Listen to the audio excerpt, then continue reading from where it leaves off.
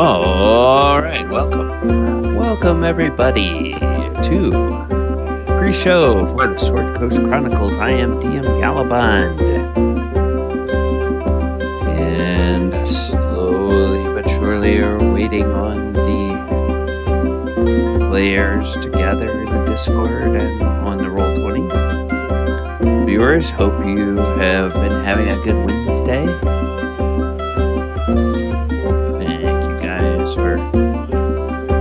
Joining us here in the chat. Hello, James. How are you? Good. How you doing? Can you hear me okay? Yes, I can hear you fine. Can you hear me okay? Yep, I can hear you good. I'm just on my normal earbuds, so I'm probably gonna have to mute myself. Hello. Like that one. Hello. How are you, Michael? Good. James, how was your vacation? Oh, it was great. We actually got an extra day at sea because of the storm. It's awesome. Yeah, I bet that was fun. Yeah, it's funny. I'm in Dallas at a conference, and there's a guy here who was on the same ship as I was. So, Oh my goodness. Yeah, small world. He was there with his family, and I was there. We were there with just another couple. But, yeah, they enjoyed the extra day too. Nice.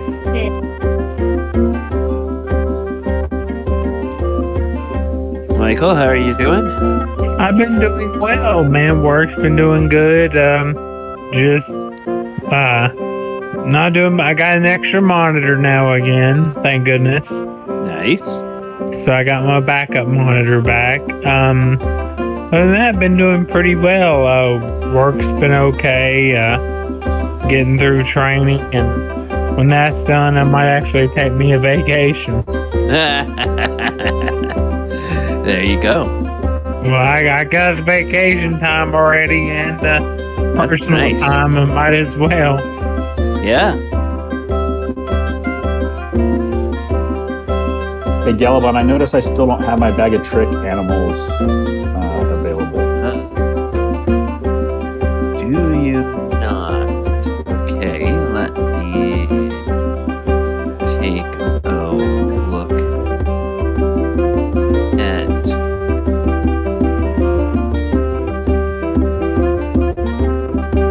Looks like I got everything else. I just don't have it. Aha. They are here. What I probably did not do is I probably did not assign them. Yep, I did not assign them to you.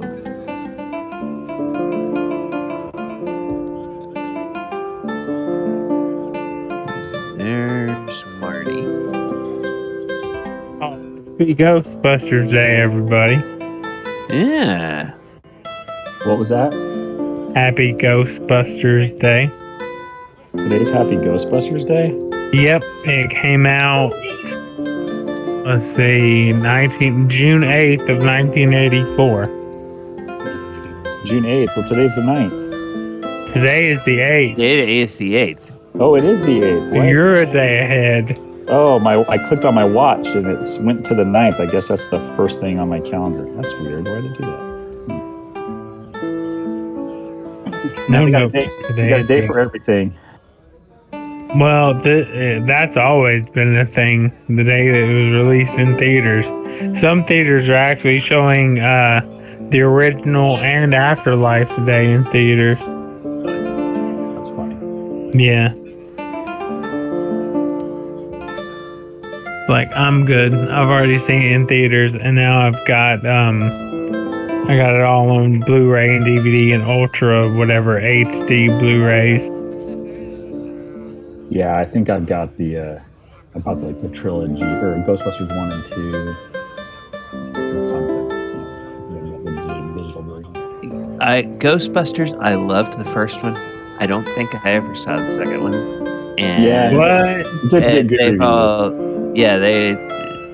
It's all kind of just been downhill since then from everything I've heard. It's like there are some films where it's kind of meant to be an ongoing and continuing story, and for that, okay, I like that. And sometimes they can capture lightning in a bottle in another way, but it's like that first movie was just so well done.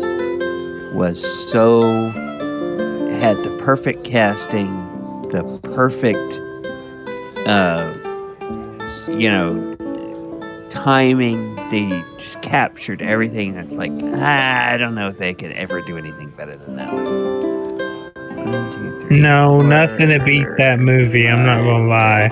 7. Nothing to beat the first one, but Afterlife was pretty good. Like I said, if you watch it, it's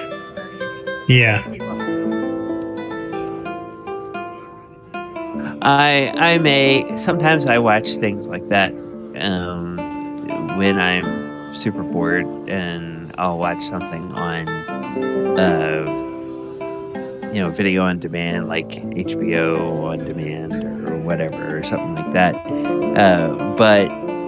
or on Amazon Video or Netflix or something. But there's so much that I want to catch up on, that I'm working on catching up on, and stuff in terms of episodic TV and things like that, that usually I don't have time to sit down and devote 2 hours to a movie to just watch that. When I lived in Tokyo as a kid, I was there 8th grade through my junior year. We had brought from the U.S. Movies on VHS tapes, and one of the movies was Ghostbusters. And so, there you go. When I was a kid, we watched that all the time because we had limited options. Yeah. All right. Well, everybody, I'm going to turn down the music. I'm going to do a brief recap, and then we're going to take things a little bit out of order, and that's because I heard from Paul, and Paul's going to be a few minutes late. So remember, when Paul gets here, hello, Heather, when Paul gets here, everybody shh. I don't know what you're talking about, Gally.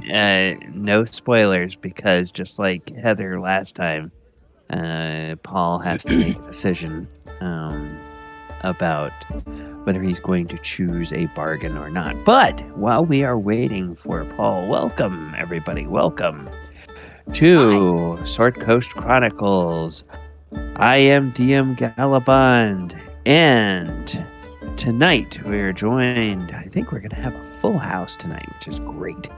All of the players being here. No work schedule conflicts, no moving, no travel, no nothing to keep people out of the loop. So we should really... all. What? You're really lucky you got me. We had a severe hailstorm last night. I saw something about weather. Our new house. We'll talk about that at the break. We'll talk about that at the break. We're already late, so let's save that for the break. And last time in the city of Omu, the PCs found a person. He's a human who was being crushed to death by some fallen debris, and there was a bit of concern about this gentleman because he admitted freely that he was on an expedition with the wizards from Thay, which is a by all accounts, an evil magocracy that is ruled by a lich named Zastam, which several of the PCs knew because of their lore. But it seems like, from all the insight checks they could do, it seems like this guy is just merely grateful to be rescued, grateful to be alive, and willing to assist the players. He is something of a scholar, and he has allowed us how he can read the writing of the people that built this city. So, as they find things, he might be able to help them decipher if nobody else has that, and would save having to burn spell slots to read languages or comprehend languages. So, that is pretty much where we left off. One thing to let you did know this guy was in bad shape. He had lost a lot of hit points. I think there was a little bit of healing administered, but he is still well down in hit points. And I don't think I asked anybody to make a medicine check on him. So why don't anybody that wants to go ahead and make a medicine check on this guy and see what you can tell about his condition.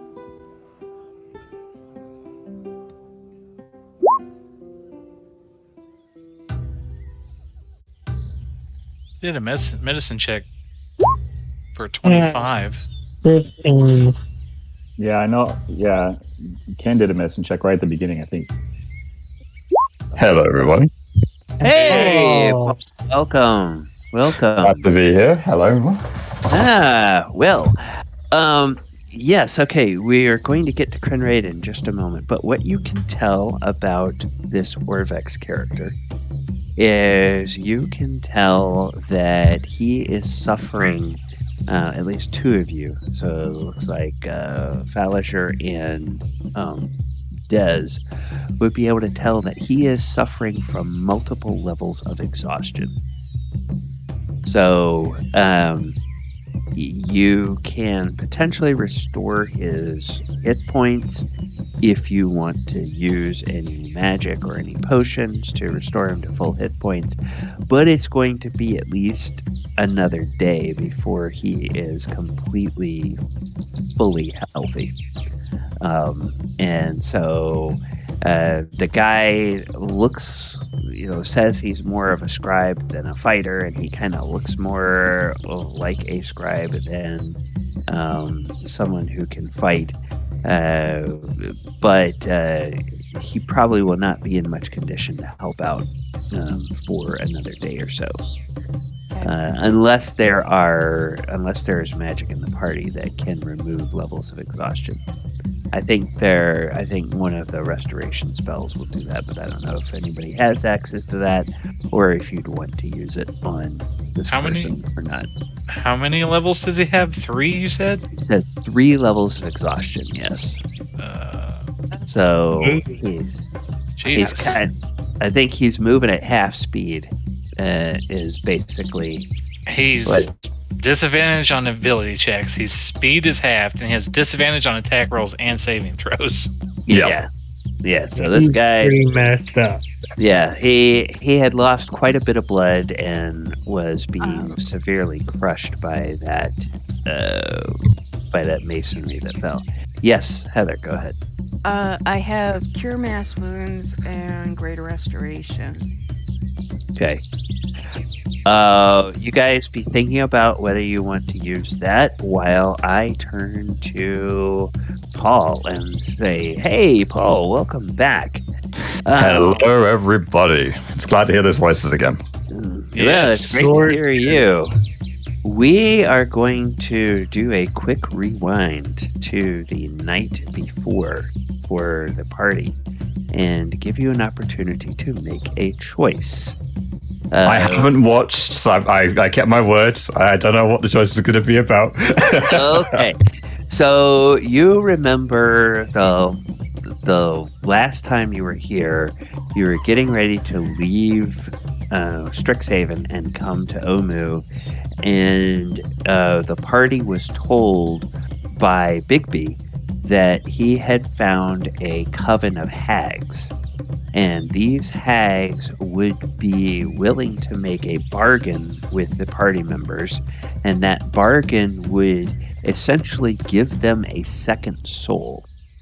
while they are in Omu. And the purpose for that is that if you get killed or if you die one time in your quest, then that second soul will get consumed by the soul engine and you can be revived. And your soul will not be forfeit. Now, it's up to each individual PC whether or not they take this bargain. And they used the scroll of teleportation. They came to Omu. They got here kind of in the afternoon. We're in this for your benefit. They were down here in this extreme corner over here. This basically guardhouse. And they decided to wait there until nightfall because that is where they were told to wait to meet the hags. Now, when night fell, they did not, in fact, meet any hags. However, 3 women did enter this compound. One of them was an extremely lovely elf woman, and she's the one that did all the talking, and she called herself Nell. And joining her, back behind her, coming into the doorway, Krenraid, there are 2 of the most beautiful dwarven women you have ever seen.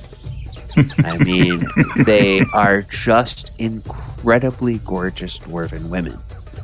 And you gather from discussions with your party members that, well, Dez doesn't see 2 dwarven women. He sees 2 furbolgs. And Thaldor sees 2 humans, and so on and so forth. But what this elven woman does is this elven woman says that she and her sisters do indeed have the ability to make a bargain that will keep you safe from the death curse one time. And all they need from you is some part of your person. She suggests like a clipping of a fingernail, a lock of hair, something of that nature. And one by one, Krenraid sees that all of his companions acquiesce to this request. And most of them hand over a lock of hair, which the elven woman pulls out a delicate silk pouch for each person and puts the lock of hair in there. She reaches out, and some people are reluctant to actually touch her. So she holds the pouch open for them, and they put the thing in there. Now, Dez actually took a fingernail, dug into his ear, and pulled out some earwax and gave her some earwax. Now, she seemed to appreciate that, and in fact, when she was looking at the earwax, she got kind of a hungry look in her eyes as she was looking at that earwax. But now she comes before Krenraid, and she says, "Master Dwarf, would you like the bargain that my sisters and I can give you?" After great debate and looking at your friend's beautiful forms, I must say that they're sure the most beautiful people I've ever seen. Give me I'll come back later. We'll have to go out for drinks or something. If they're doing it, so am I. I don't really know what you're talking about, to be perfectly honest. You used a lot of words that I don't quite understand. But I'm a very clever dwarf, so obviously, it's just some kind of different tongue. It's okay.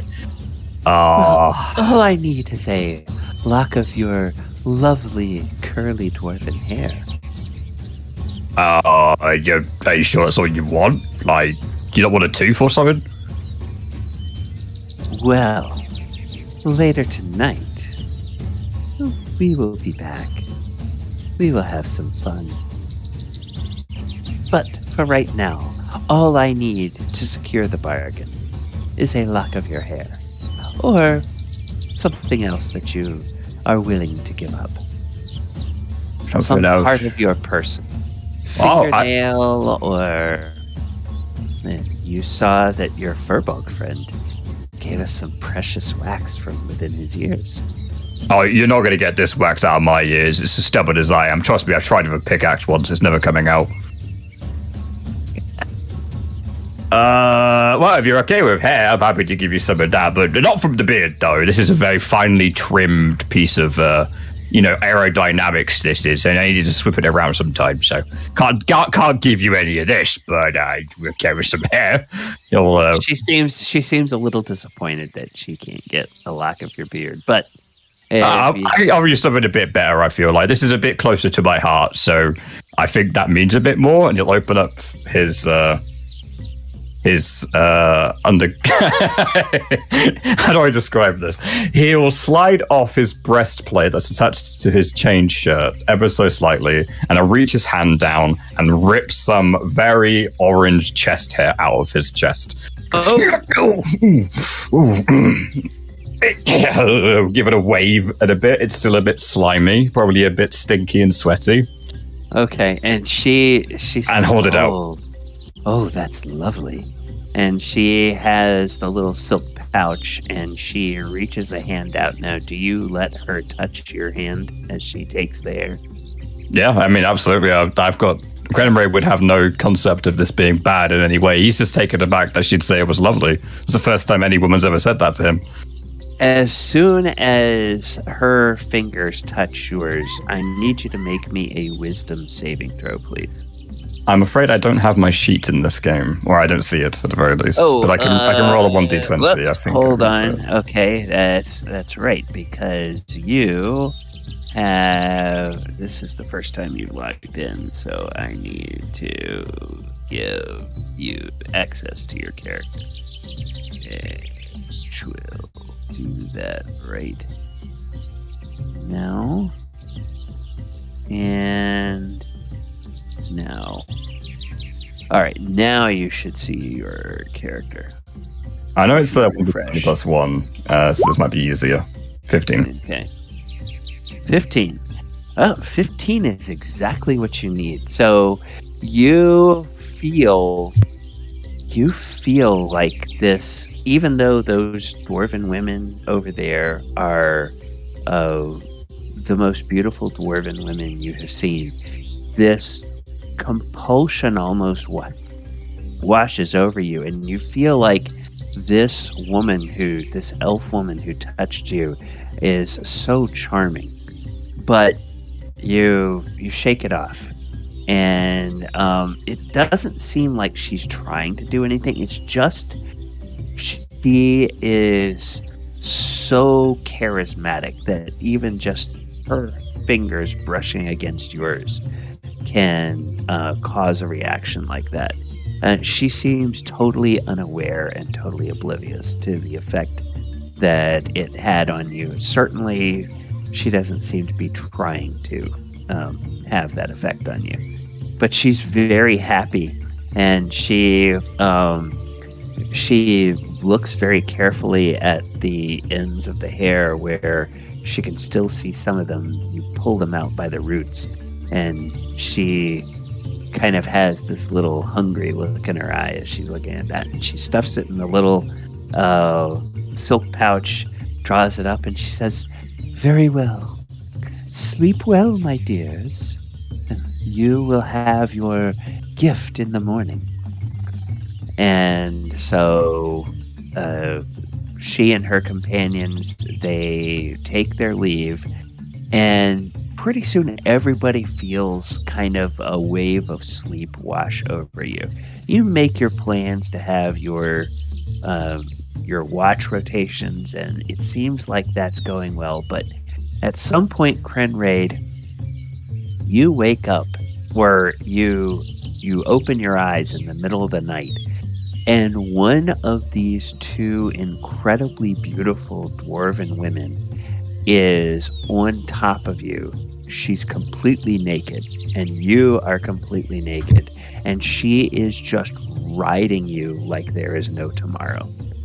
and she has her hands behind her, and as she goes into the peak of her ecstasy, suddenly this dwarven woman is no longer a dwarf. She becomes this 8-foot tall, purple-skinned, warded hag that just has these hideous lesions and boils and everything all over her body. And you are fully aware, but you are powerless to move. You are powerless to cry out. And as she enjoys herself, one of the hands comes from behind her back, and it is wielding a rusty dagger. And this dagger just plunges into your sternum. And then with both hands, she begins to just slice you open from sternum to navel. You can feel the searing pain, and you're completely aware of this, but again, you can't move, you can't cry out, you can't do anything. And then she reaches around behind her again, and she pulls out this 2-foot-long wriggling maggot. And she begins to move that towards you, and you look in horror as the head of this maggot is all too human, and it is wearing expressions of unending agony, and it looks at you and it just screams noiselessly. And again, you're helpless to do anything. And she takes this maggot and she shoves it into the wound that she has made. And you can feel it sort of wriggling around inside your body cavity. And then she takes a bone needle that has some kind of sinew, like ogre sinew or something like that. And she begins just very roughly sewing up the wound. And every time the needle digs into your flesh, it draws blood, and you can feel that gut just sewing and pulling your skin together as she sews that up. It's just very messily. And you can feel that maggot moving around inside. And then the moment that she finishes sewing you up, she vanishes, and you sit bolt upright, and all that's around you are your friends, and you're still wearing all the clothes that you were wearing when you went to sleep. And there's no sign of any of those women. What does Krenraid do? Excuse me.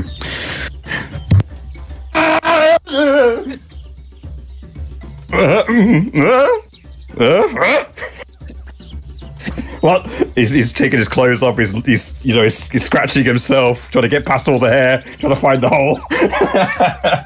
There is no wound on your flesh at all. Yeah, no, that scar was there. That's little lefty. No, that's not that. And you, well, yes, the scars you had before are there. There's no new scar there. And, as you clutch at your middle, you can't feel anything inside you. At least not anything that you normally don't feel. I'm punching my stomach. Krenraid's punching it. Yeah, Krenraid is literally pounding in his own stomach. Okay, you hear the sound of retching, and you see 2 or 3 of your friends they have sat up and they're vomiting. Just look at them. Ah! Don't forget that Bella got puked on by Ballader. Yeah. Hey. I haven't forgotten. Okay, I've heard about like shared dreams, like 2 star-crossed lovers will have a shared dream, but what the fuck was that? Oh God! The Des just kind of sits there as like. Put it this way. This is the first time you've ever seen Thaldor shaken up.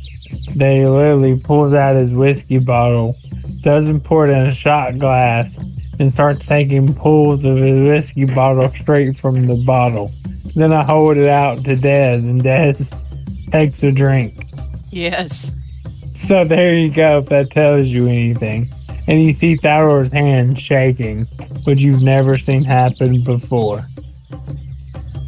I remember, did Des manage to keep from throwing up, or did he end up throwing up? No, you didn't throw up. Okay. Yeah, I think you made He your just looked con really save. green. Yeah. Yeah. Oh, do you want me to make a con save? It's pretty impressive because, he's already slightly blue-colored.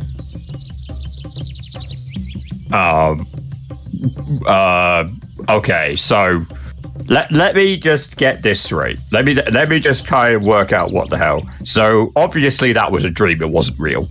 And I don't have any cuts on me. But isn't it really weird that we all had the same thing? Because you guys are throwing up. So I'm assuming you saw a lovely buxom dwarven lady turn into a pustule-filled frog lady. No, mine was human. Oh, some variation in our dreams. Okay, well that makes me feel a bit better. Maybe it wasn't real then. Oh, mine was fur bulk.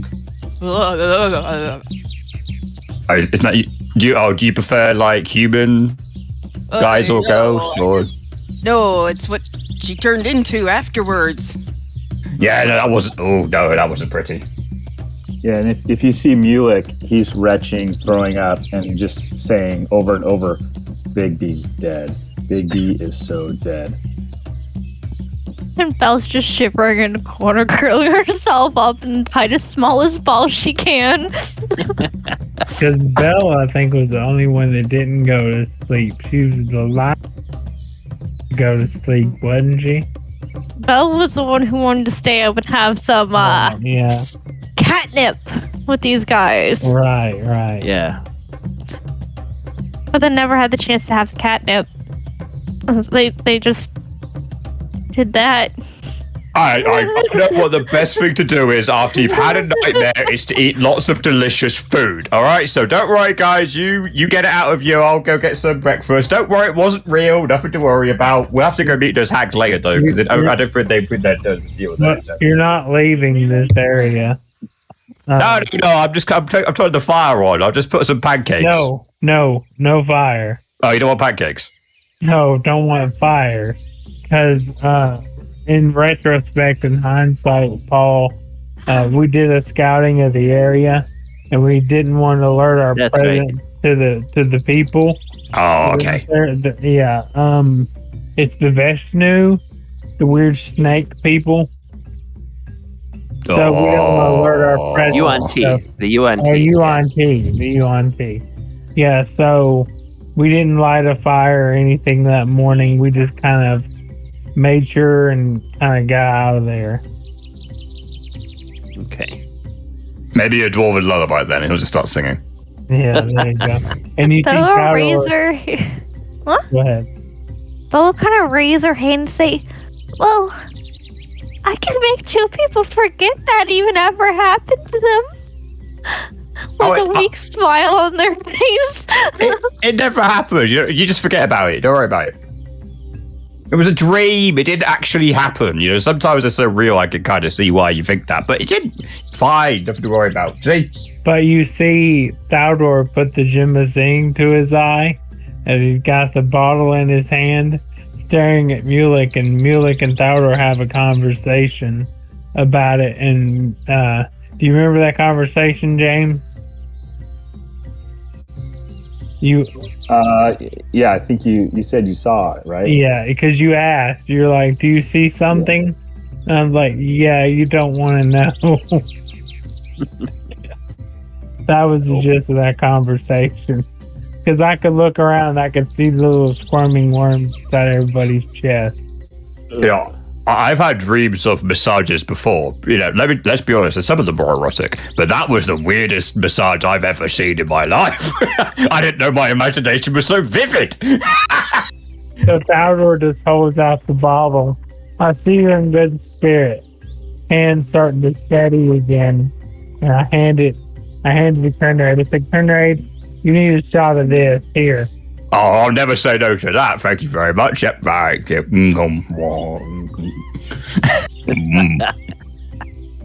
But for some reason, my mouth tastes a bit earthy. I don't know why. It's not the whiskey, though. Yeah. After a while, things get back more to normal. The rest of the night is definitely not normal, but it's quiet. And when the dawn came, they saw off further to the south of the city, in this area over here, they noticed a little stream of smoke, like a campfire. And when they came over here, they found evidence that there had been a fight between some humans, all of whom were wearing red robes, and a fight probably with some Yuan'ti because of a funeral pyre that they found, and that was the smoke that they saw coming up from there was from that funeral pyre, where it looked like the Yuan'ti had burned their own dead. And all of the humans were nothing but corpses, except for this person who was inside a building that had partly collapsed. Looked like it collapsed from the effect of like a fireball spell or something going off and bringing down part of the building on him. And he lost a lot of blood. His legs were crushed. Mulek used a spell to help get him out of there. It's clear he was aware of magic, and then the discussion has gone on. They did a search of everything else, and with the exception of some wild dogs that were eating on one of the human corpses, there was nothing else alive in this area. And that's pretty much now Krenraid is all caught up. It's about probably mid-morning, not quite midday yet at this point. So what would you all like to do next? Now that you've rescued this guy, we're all caught up. So everybody has the insurance policy. And we haven't had him go translate the writings yet, right? No, because you, as far as I recall, I don't think you've left this complex yet. Yeah. It was inside this complex, though, was where the writing was, right? Wasn't there like a funeral pyre? Yeah, he told us what it meant. He said it was their god. Yes. Okay. What you're thinking of is the image that was scrawled in charcoal by the pyre, and that was an image, a symbol of Dendar the Night Serpent, which is the deity of the Yuan'ti.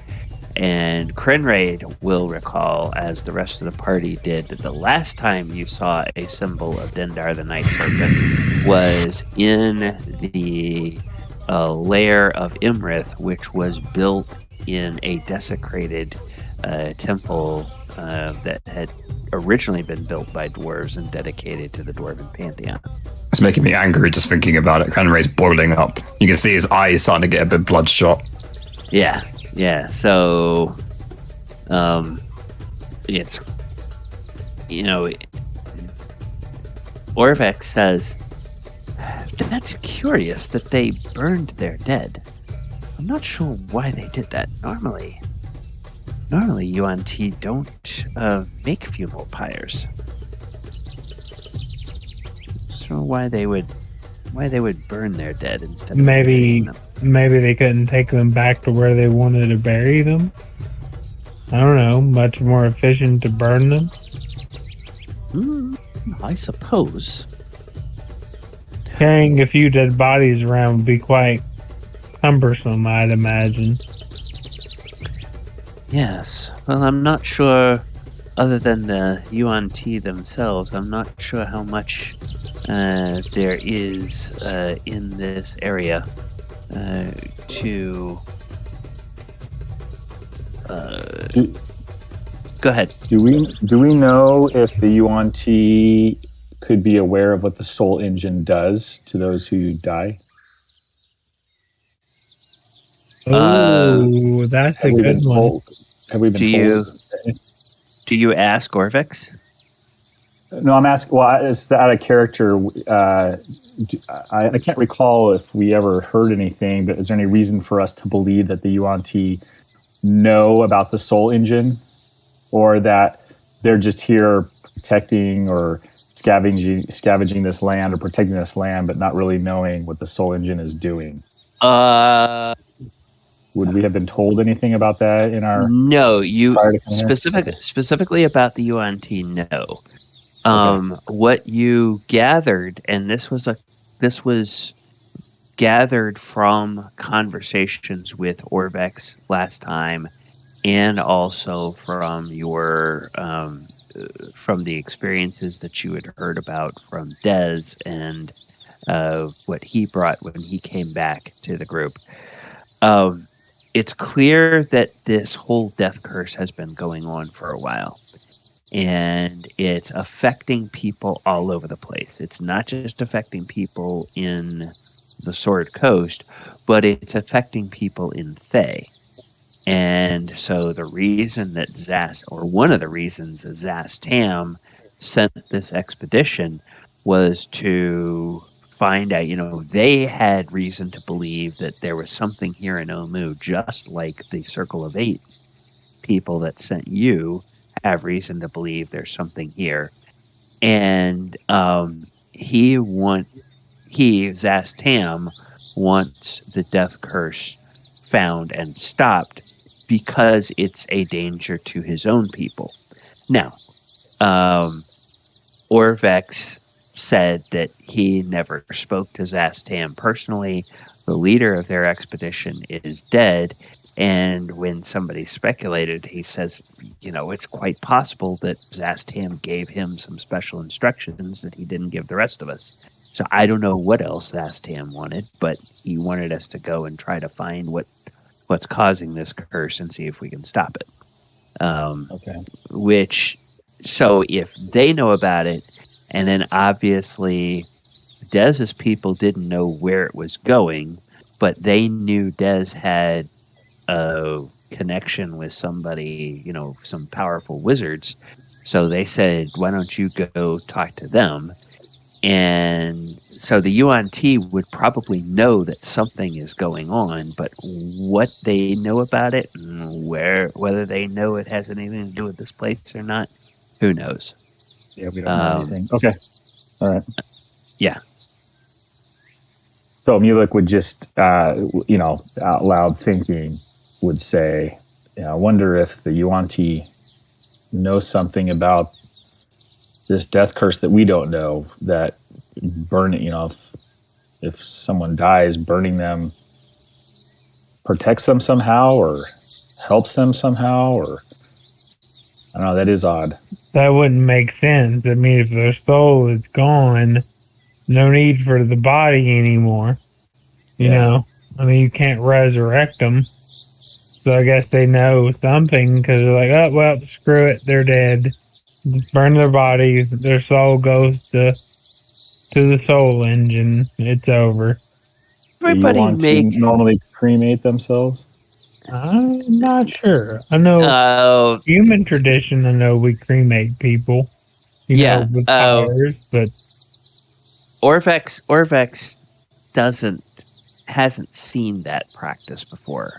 He won't rule it out that some Yuan'ti tribes will do that, but he hasn't seen Yuan'ti do that before.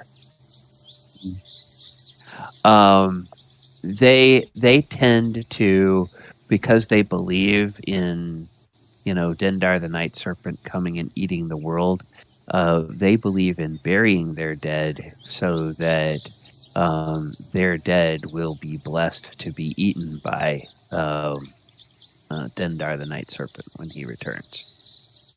So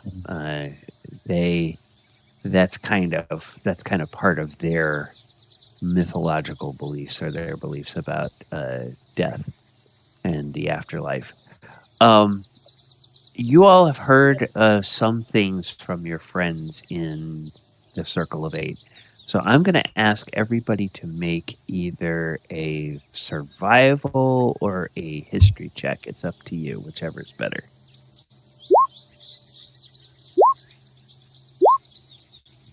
$25. Oh, Starting off the day good. yes. Well, there's at least 3 successes. Pending, failed. yeah, pending whatever Krenraid and Falliger might roll. That's a beautiful butterfly over there. Oh yeah. I'm choosing to automatically fail because I'm distracted. I was going to say real quick, I just found out yesterday that Falliger is actually a night dragon under the service of Vecna. I wonder if that's a royal bloom question. It kind of reminds me of like a piece of paper. Ooh, hello. So Bell, Thaldor, Des, and Falliger. You all remember a detail that your friends from the Circle of Eight told you, which is that the architect of this soul engine is a Sararak who is a lich. And one of the things that liches love to do is they love to create armies of undead. And one of the things that you need to create undead soldiers is you need corpses or you need skeletons. And so if you burn corpses, then you deny, powerful necromancers access to the skeletons or the corpses.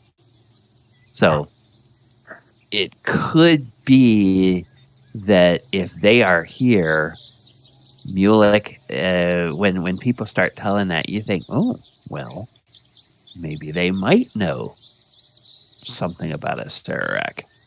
And they might be afraid that he would use corpses to, create servants or whatever. And they may not want him to defile their dead in that way.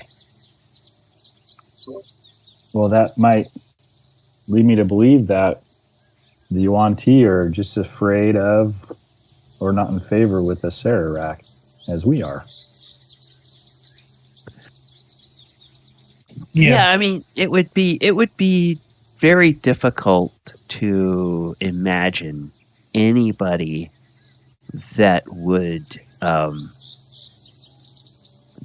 willingly follow or like a Sararak. It would be relatively easy to imagine people that were terrified and kind of cowed into obeying him as some sort of, even some sort of an evil king or evil demigod or something like that because of his great, his access to great magic and his, ancient intelligence and everything. But, he is not the kind of person that people go, oh yeah, he's our guy.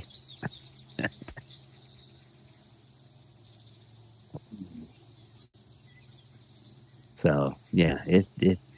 I don't know if we could convince these Yuan'ti to join us. Mulek, it'd be interesting. But seeing what they've done to these humans, do you think they'd like to see us? You know what I mean? Yeah. Well, I've seen Captain C do amazing, wonderful things with his charm. That's fair, but let's be honest.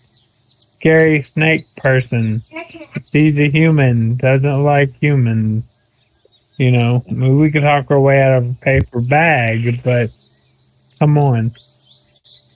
All right. We'll see. But I don't think I want to see these Yuan'ti up close and personal. Did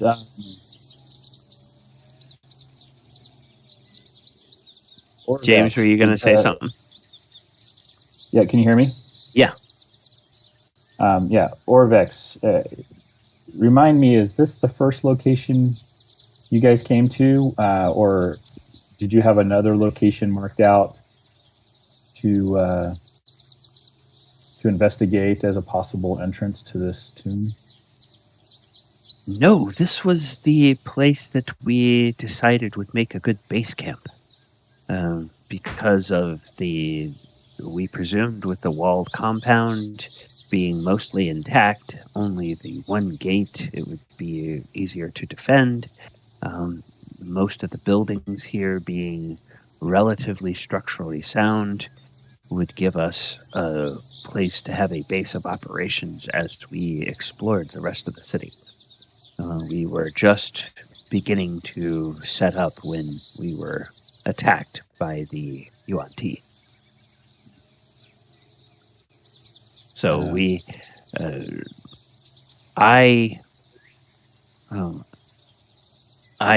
do have some notion, based on my reading of the lore of the ancient Omuans. I do have a notion that there might be some shrines around. Shrines to the gods that they venerated after Omu was abandoned by Ubtao, and the people were forsaken by the original creator god of the Chultans. These shrines might have an entrance? These shrines, well, each shrine, of course, would have its own complex, its own entrance, and from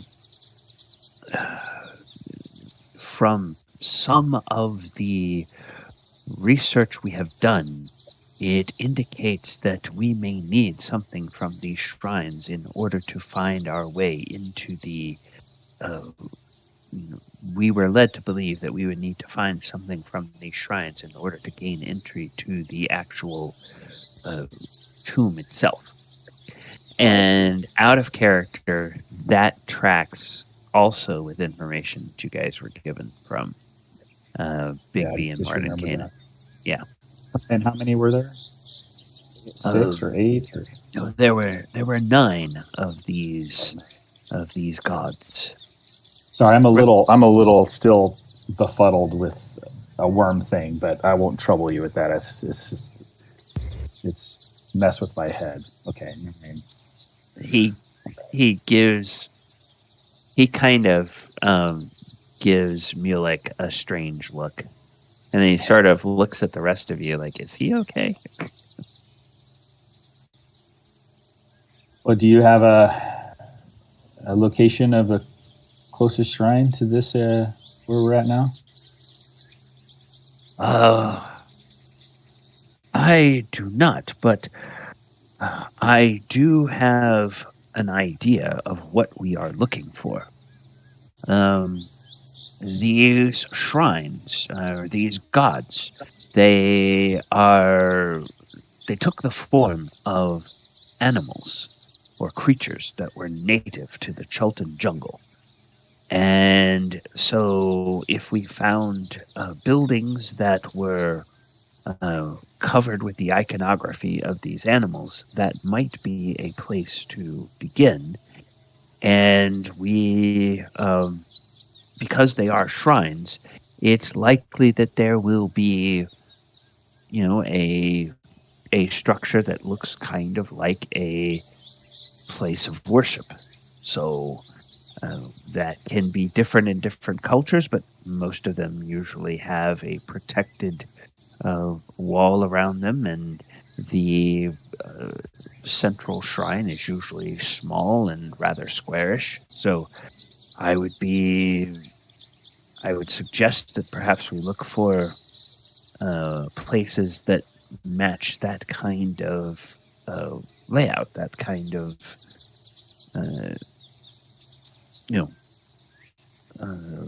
structure. Hey, Is go ahead. oh, go ahead. I was just gonna. Do you have what these images might look like? Would you be able to draw a picture of what these creatures or symbols might look like? Oh, yes. I know well the legend of the 9 trickster gods, and I can give that to you. Let's see. Like I said, I know Ballinger studied that. What? Yeah, Baldor, I'm thinking I could reach into my little bag of tricks and I could have my guys look at the images and then I could send them off and have them look around and do some of the work for us. No, that is the smartest thing I think I've ever heard you say, Mulek. I'm proud of you. But we could also send our familiars out too. We could, as long as they don't go too high. Exactly. Don't forget, I can also change shape and go look. True, Yeah, but I don't want you going too far, Dad, in case something happens. Yeah, I don't think it'd be wise for us to split up. I think we should stay together, knowing what the Yuan'ti did to all of these. The other thing red is robed. too to remember that I can change into out of character. I think I'm now at the level I can change into an animal of flight, like a hawk or a peregrine that can see from far off, being way up in the sky. Well, and you recall what happened when that's the right. owl flew too high. Yep. So Okay. that's part of the reason that you want to be careful about.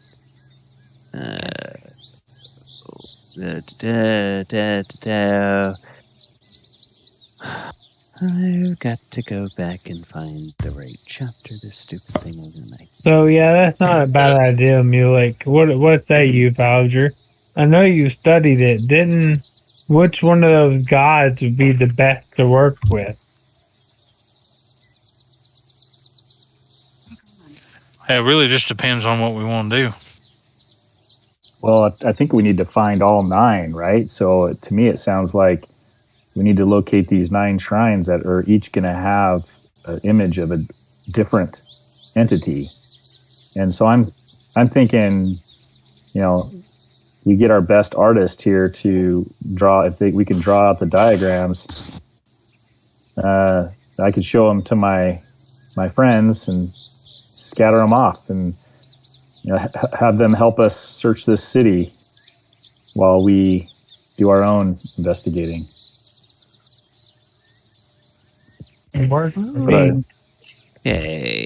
Well, what I will say is that if you do need me to, I would be more than happy to smash open a few of those statues and see if there were any hidden entrances, because I know you mentioned that before, and it would make me very happy to do that. Oh, that's something we can do when we find, as we investigate each shrine location. But I think the first thing we need to do is locate these shrines. Yes.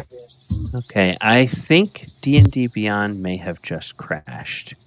Oh no.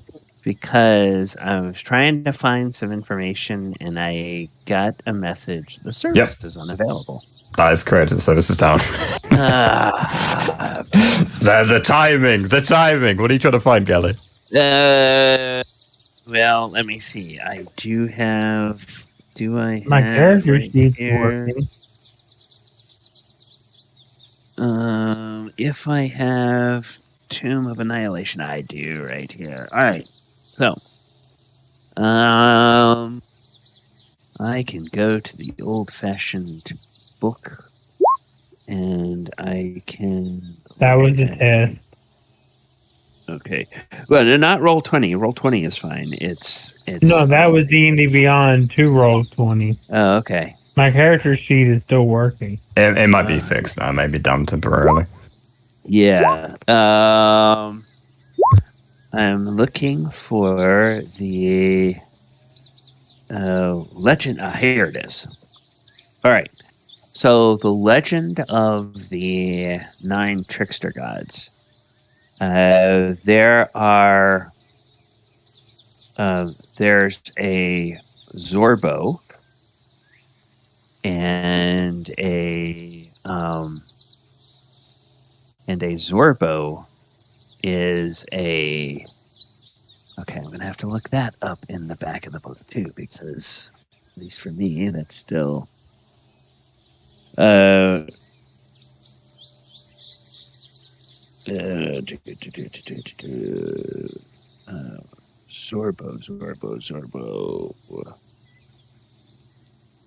Zorbo is a small bear that has very sharp claws. Okay, so Taros was drawing out these images. Yeah. So that's Zorbo, and then there is an Almirage, which is a rabbit that has a unicorn horn on it.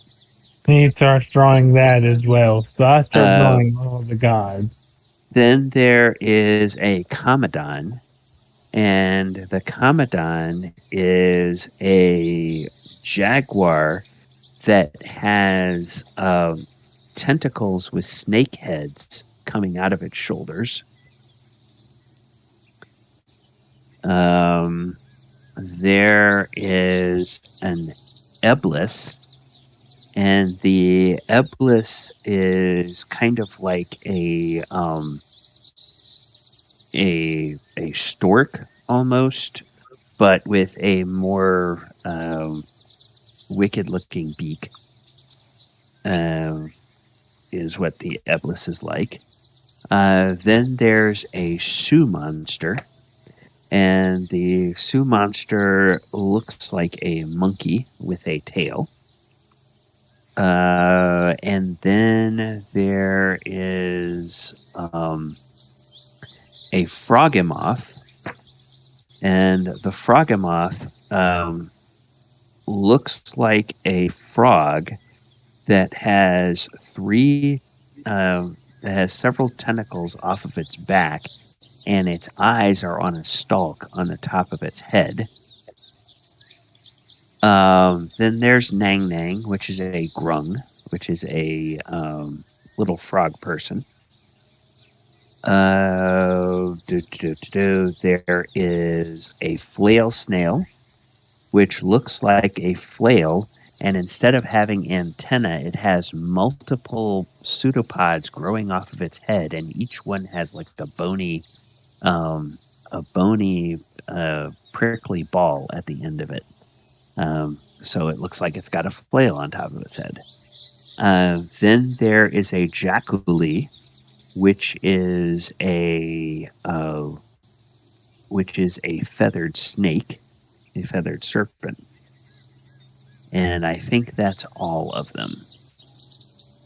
So Almirage, Grung, Commodon, Froghemoth, Zorbo, Flail Snail, Jaculi, Eblis, and Sioux Monster.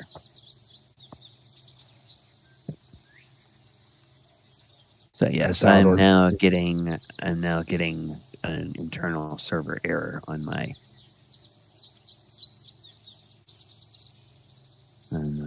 thing. So yes, you draw that all out, Aldor? We'll say Mine that he is fun. We'll say that he did. All right. And when D&D Beyond comes back up, I will copy and paste those in there. But for right now, if you need a reminder of what's what, let me know and I'll tell you. So what would you all like to do? So Mulek's just going. So he pulled out the 3 balls and threw them on the ground. And so we've got Johnny the baboon, Maverick the giant hyena, and Ferris the jackal. And what Mulek's going to do is take 11 minutes or so to cast telepathic bond for everyone except, including the three animals, for everyone except Krenraid, because I can only do 8. Okay. So I'm just gonna set on. And are you including Orvex or not? Oh, sorry, not Orvex as well. Okay. I can only do 8. Okay. And then I will show the images that Thaldor drew out. Show those to my 3 animals, and tell them we are looking for shrines with images of these entities. So I'm going to send you out. Each of you go out and search these lands. Be careful. Watch out for the snake humanoids, and communicate back if you find an image of any of these, and I will send them out. Okay. All right. So, I have rolled die, and that means that I know the direction that each of them go. So the hyena will come out here and then make north and then go back to the west and begin exploring that way. The jackal will go out here, come south, and then continue to the east that way. And then the baboon will come out here and will climb up on this causeway and cross the causeway, and kind of go into these trees over here. And Right, I've sent them off. They're looking. Okay, so while they are gone off to look, what does anybody else want to do? I think we should bury the dead humans. Okay. Yeah, agreed. Like, do you reckon we should burn them? They're already burned. No, you mean like burn them more? No. There are corpses of humans, so Ooh, we don't want them. Yeah. they're not. I mean, some of them are partly eaten by that pack of wild dogs, but they are mostly corpses. But we don't want to. There's nothing else burning right now, right? Did the fires stop? That pyre that the Yuan'ti had made for their dead, that's going to smolder probably for another day or two, you think? Okay. We might be able to burn the corpses, maybe. I mean, I don't know what Yuan'ti rituals are for burying the dead. We bury ours very far deep underground, covered in riches, but, you know, you do you, and I'm happy to help. I've got a shovel. Well, Kren, I don't think we want these things to be reanimated.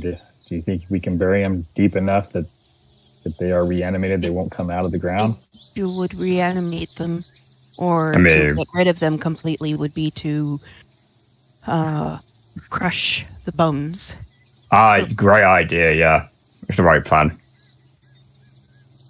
Didn't think desecrating corpses would be on my list of things to do. If they are already being burned, it is just the process of preparing them for cremation. That is fair. Yeah. The snake people are already pretty much burned to ash. There's a few vertebrae left. They would probably be easy enough to crush those up. The humans, they're fleshy corpses. At this point, if somebody reanimated, think of zombies. So they're like fleshy zombies mostly. Some of them have chunks torn away. Some of them have... Yeah, some of them have wounds from weapons and magic and things like that. So, yeah, if you want to build a pyre, you could pull those corpses together, make a pyre, and burn them similar to the way the Yuan'ti burned. they're I dead. don't I think think that would be a good idea. I don't think they would say anything or get noticed if it's going to smoke for a day or two. It looks like we could probably burn these corpses and get away Okay. with it. Now, you... okay, so are you guys discussing this out loud, or are you discussing this on the Oh yeah, spell? I telepathic. think we're just. Well, Krenraid can't communicate with us, so we're But probably. I would be talking out loud, Out assuming loud. you guys were also talking. I wouldn't understand the fact that it was telepathic. Yeah, we're talking out. I would imagine we're talking out loud. Okay. There's no Yeah. reason to hide anything. Orvex looks a bit uncomfortable. Well, you're discussing burning the Thayans. That's among the folk of Thay. Each family usually has its own rituals. I Well, don't know we're that. families then to Clotties. They are not here, unfortunately. So it is either leave them to possibly be reanimated and desecrated later as zombies, or to be preemptive, give them last rites, and allow them to be burned into ash and crush their bones. And What do you think, old man? Do you have like a generic funeral rite that you would know of before we go to work with the shovels? Well, to be honest, a lot of people who come to Thay, they don't follow the deities. They follow the ways of magic. So I would think that if anyone among you is a cleric of some type, that whatever funerary rituals you would have would suffice for them. Now it's interesting you mentioned, Sir Furbolg, you mentioned about, I'm sorry, I haven't remembered everybody's name yet. you may call me Des. Des. You mentioned something about them being reanimated. Do you suspect that this is why the Yuan'ti burned their dead, is to prevent the corpses from being reanimated? I am just guessing with the fact that this is something that we have seen in other places and have heard tales of. Since we are in such a dangerous situation right now, we should not take any chances with what may happen later on when we are perhaps moving on and suddenly find ourselves surrounded by those that we just decided to leave as is. It is, especially in this time and place, I think it is better if we take a little while to protect ourselves from what possibly can happen. If it doesn't, well, then it doesn't, but it's better to be safe than sorry. Yes. Might I ask a small favor? You may ask, but whether we grant it or not remains to be seen. Before you burn the corpses, might I be permitted to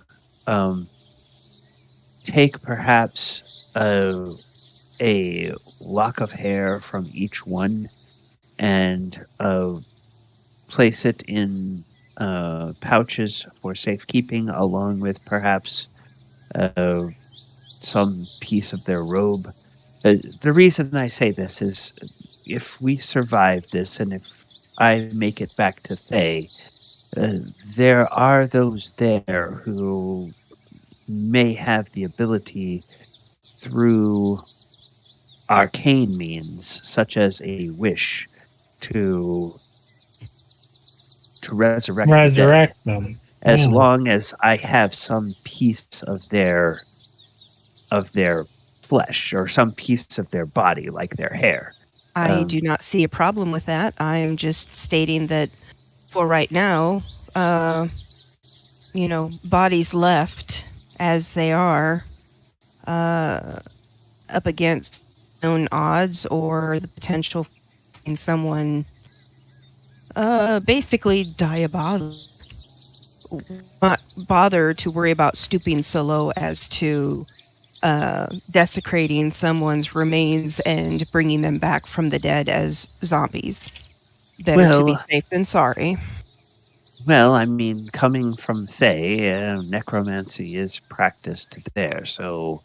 And there's nothing wrong with necromancy. However, there is when it is used against good people. Yes, I would tend to agree. And who wants to know that their relative was turned into a zombie? Yes. I think you are being. I think your prudence is perhaps justified. As long as I can. Yes, please, by all means. And he looks around at the rest of you. Anybody else have objections to him doing that? No, but I will say if we don't get to doing and finding what we're looking for fast enough, there'll be nothing in this plane or the next that could bring them back. So, well, this is true. Hopefully, those marvelous creatures of your friend can turn up something soon. So he will get to moving. Yes. So he will. Pull himself to his feet, and at sort of the shuffling stumble that he can manage at half speed, he will follow you around, and he pulls out little linen pouches, and he will clip hair from each person, and he takes a little scrap of parchment and he writes down a name, and he puts that in the pouch along with the hair, and then he will cut some of the person's robe off, and from time to time, like, he'll find a ring or something like that, not anything terribly valuable, but maybe something that he knows was of a keepsake for that person, and he'll take that and stuff it in the pouch along with the hair and the name and the Des cloth. will help him hurry this along by basically indicating to the others, or basically saying, if you have more of those pouches, we can help by taking a piece of hair or a fingernail or something, a piece of rope, putting it in the bag and putting it on their chest, searching them for anything important. Then you can go along and name them, pick up the bag. Oh, well, that would be wonderful. And so he hands out a few of those. And so you guys spend maybe the next hour doing that while the creatures are off scouting. And at the end of an hour, Mulek, you get messages from or responses. Are they able to communicate telepathically, or how do they communicate with you? Yeah, they can communicate telepathically back to me. Okay, so you get messages from all three of your creatures, and all three of your creatures have found something interesting. Okay, we're going to start left to right. Number one, over here, Maverick. Maverick has found a what looks like a shrine, and the shrine is the shrine that is covered in iconography of a a frog. A frog that has tentacles growing out of it. And that is what he has found at this location over here. So the place that I pinged a moment ago. All right, then to the east. Let's see. To the east, Johnny. Johnny has found a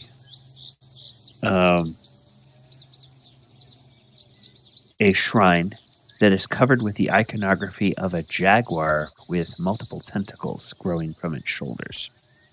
And that would be the Commandant that your Thayan friend told you about.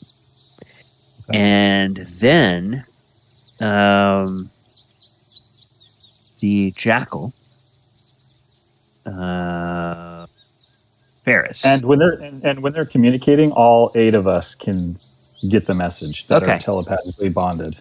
Okay, so you hear these. So at least, okay, so there's 2 of them, and they're not terribly far away from this particular location. And then Ferris hasn't found a temple, but he's found something that's exceedingly strange. He says that there are plant people that have a frog person tied up.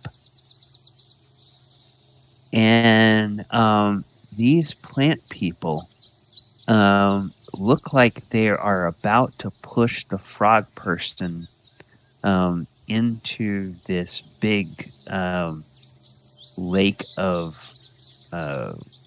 hot stone. Oh. I don't know that he would have any idea what lava is, but he would maybe describe it as stinky, bubbling, red hot lake. Something like that. Something tells me we might want to stop that. Yeah, did you guys all get those messages?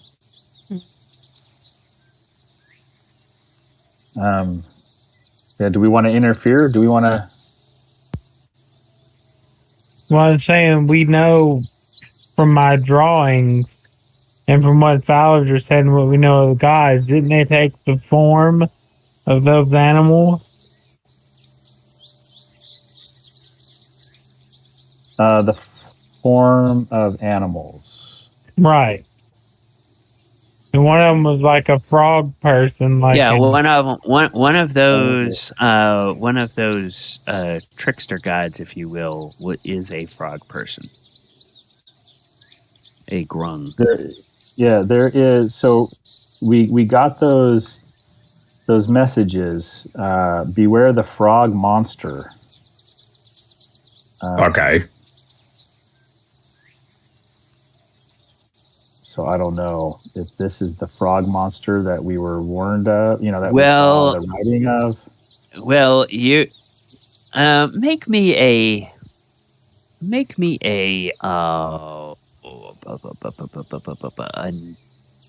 insight check, James. Insight. Yeah, one of my strengths.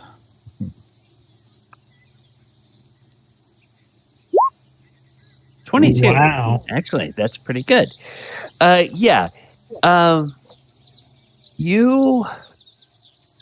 You've seen some drawings. You've seen some different things. You've heard about it.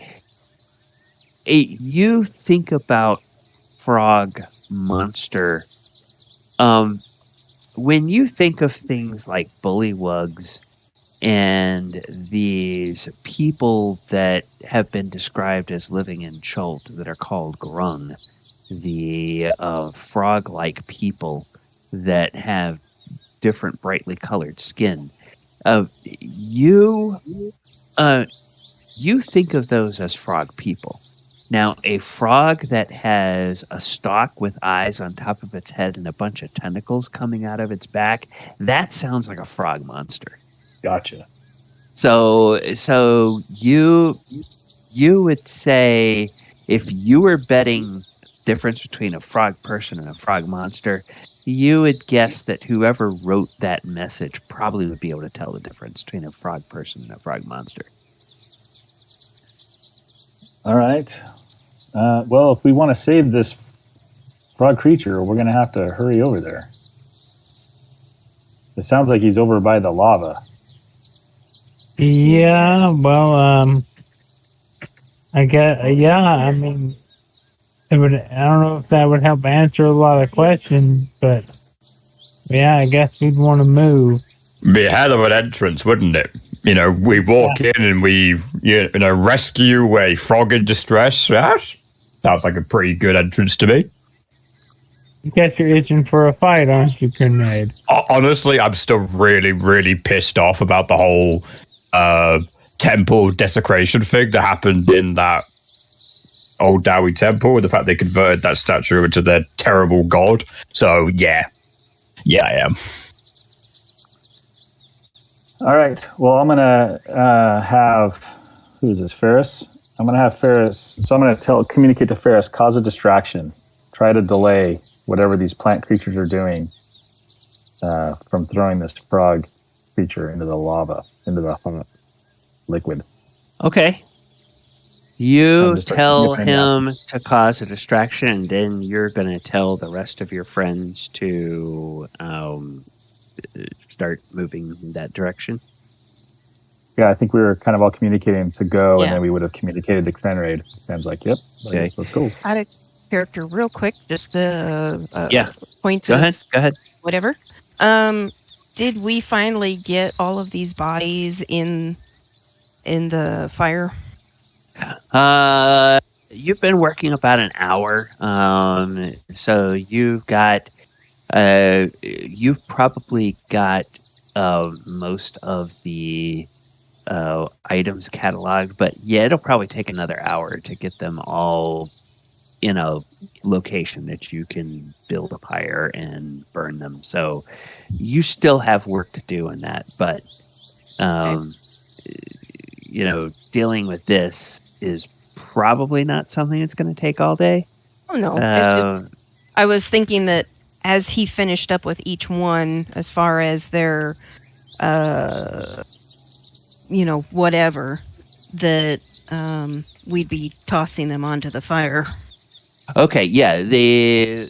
If you want to build a pyre for these, you're going to have to build a new pyre, because the place where the Yuan'ti were burned, that's pretty much ash, and the smoke that's there is just smoldering embers.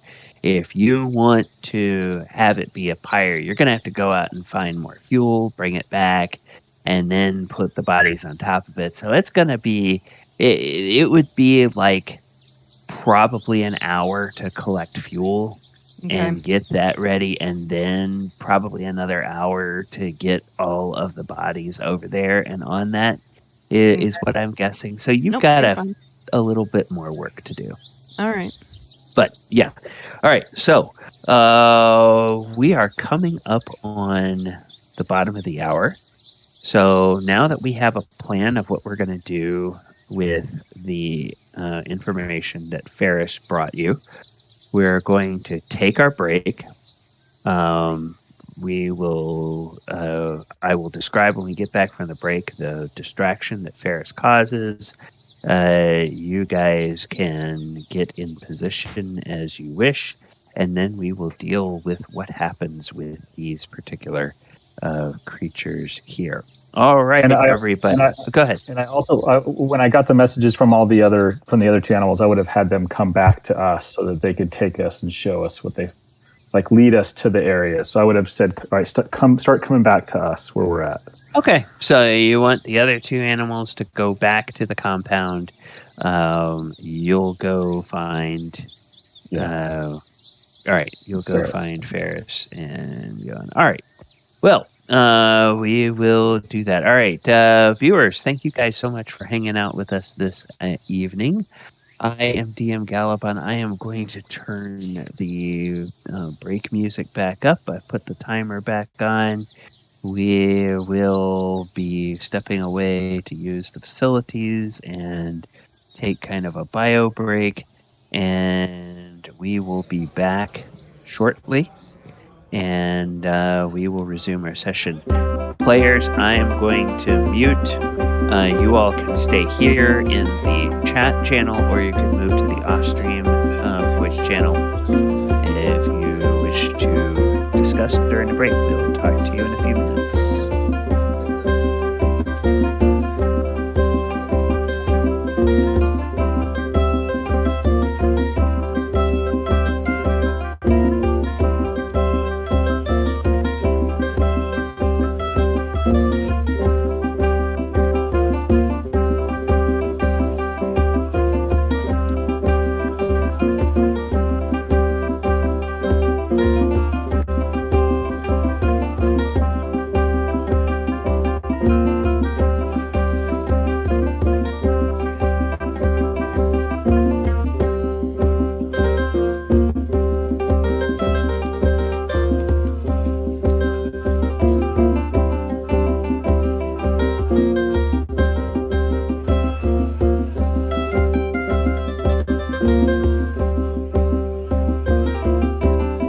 So sorry, my computer just crashed. You're fine. Everybody went on break.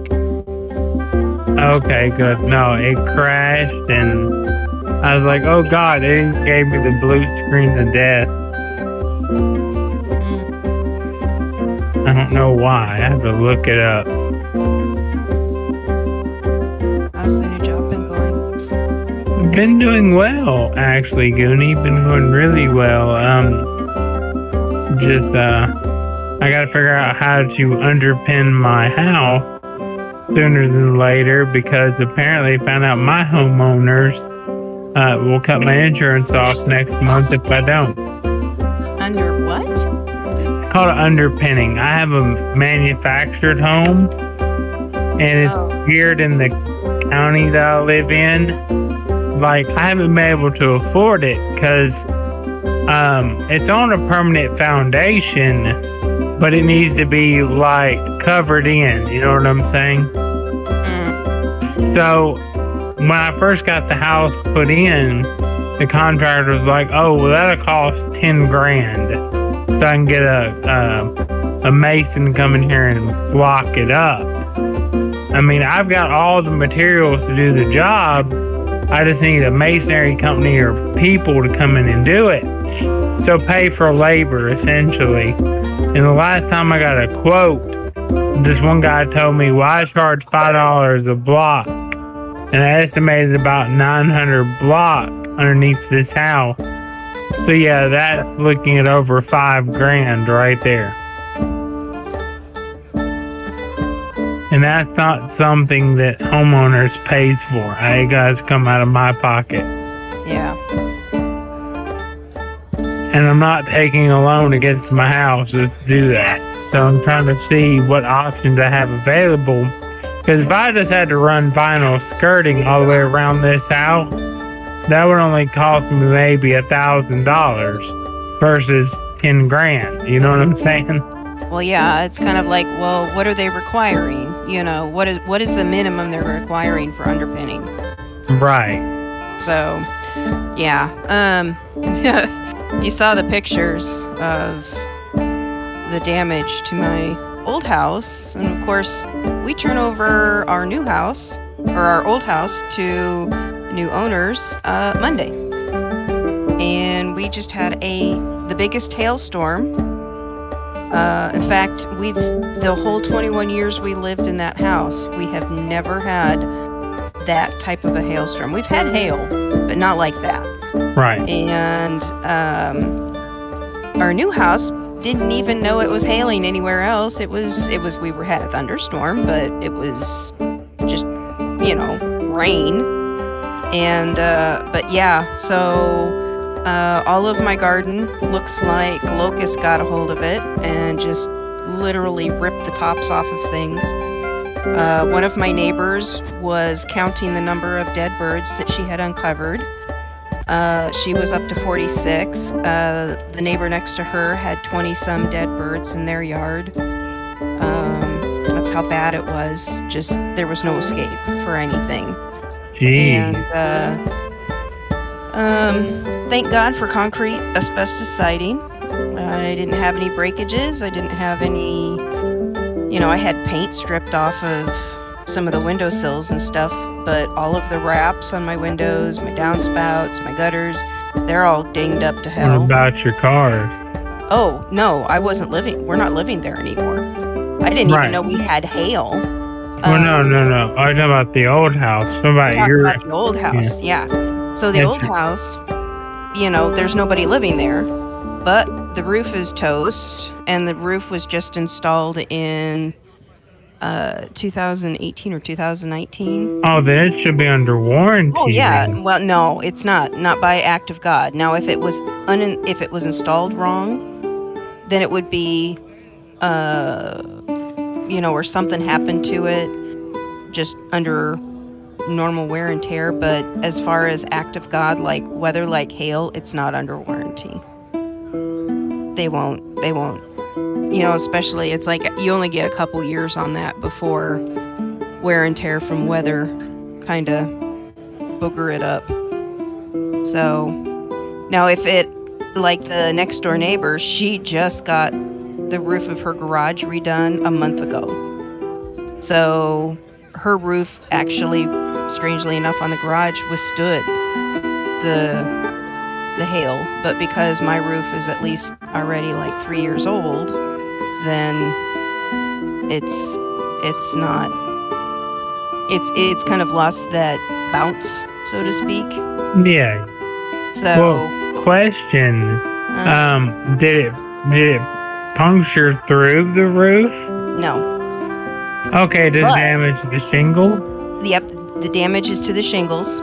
And I can actually see when he pointed out what I was looking at, or what I was looking for, you can see it. It's just like these big, massive, like, so you know how it has that gravel attached to it? Yeah. Okay. There were gouges out of that gravelly stuff, just like big smudges across the, it's like, I noticed as I was getting ready to leave, I didn't take a picture of it. I have what was it? Like a 4x4 kind of on the edge of a garden. And it's an older one, so it's got algae and, gray and green. It cleaned it off. There, you can see where every single piece of hail hit it. And it's on the ground. So, I mean, it's like, it didn't get hit hard enough to, like, clean the whole thing. But I noticed there's, like, all these clean spots on it now. And it looks like a polka-dotted mess. And it was like, holy shit. Wow. So, yeah, so I took half a day off because I had to go meet a roofing contractor, and then my husband put in the claim because we just needed to want to make sure we did need a claim. So here's the ironic part, and you'll find this kind of, I don't want to say karma, this is just weird how the way the world works. When my husband and I got ready to move into that house back in 2001. So we bought the house and we signed our papers in like May 1st, May 2nd of 2001, okay? And then we moved in. So the former homeowner is a friend of ours, or was a friend of ours, and he was selling it to us, without all the realty hoo-ha. But before we took possession of it, before we signed the papers, we had a hailstorm that April, late, and just trashed everything, just obliterated crap. And so the previous owner, who of course still owned the house and had an insurance policy on it, had to replace the roof. And so, of course, the roof didn't get replaced until after we had already moved in. So, but it was on his dime. because it was under his insurance policy. I guess that, like you said, that's fair is fair, I guess. So I'll be getting the contact information for the new owners, and I'll joke with them and tell them so that they need to make sure that their insurance is up to date and they have a low deductible right before they get ready to sell the house at some point in time, whenever, 15 years down the road, and just make sure that they have it all prepped so that when they sell it someday, they're ready to put a new roof on it because of a hailstorm. If only you would have made them sign it 48 hours ago. Well, the thing of it is, though, is we went and signed papers yesterday evening. So we've got our part done, but they're going to sign their stuff on Monday. Well, we know they're not going to back out. They've got a $5,000 guarantee on the house. So, and I mean, they want it. They were the ones that, hell, their bid started at 180 and our house was asking 160. So they started at 180. But, yeah, so,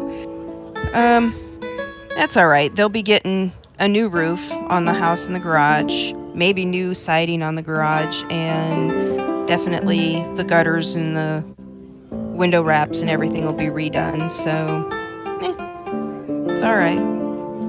All right. Well, glad. Pictures of my Yes. life. Glad, Heather, as others have said, glad that you nobody was hurt. And Nope, just lots of dead birds, unfortunately. yeah, the last hailstorm we had here was the last big hailstorm here was in the 1990s, the early 1990s, because Florida, you don't get like really huge bad thunderstorms like that. You get a lot of thunderstorms, but they're small and they're quick moving and they don't have time to really build up the way they do out in the middle of the country. Mm-hmm. And so that was the thing I remember from that bad hailstorm is that, just so many songbirds that were killed by, just getting pulverized by the hail, because the only place they have to go is into the trees, and once the trees were around our house are just stripped. I mean, in those pictures I sent out, I mean, there was a dead pine tree in the neighborhood. It just had all its needles still on it. Yep. There's not a single needle left on that tree. It's all on the ground now. So. Yep. Well, all right. So let me go back to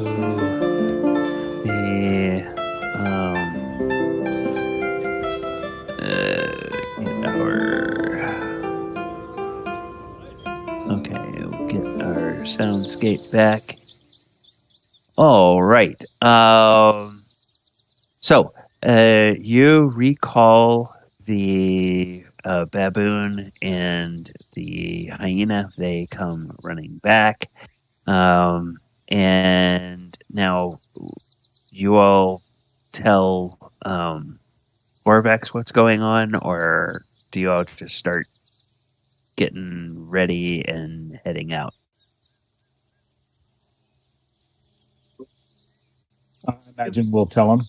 We'll briefly tell them what info we got, and that we're heading out, and you can either follow us or remain hidden here. Okay. He says, "Oh, that sounds like a Grung. I speak the language of the Grung. I will follow you." And he begins to hobble after you. So obviously he can't keep up. So me noticing that, I reach into my bag and I pull out my flying broom, and I say, and I throw it down. I'm like, stand on this. This will allow you to keep up with us. Stay low and stay low to the ground. Okay. Broom of flying. Yep.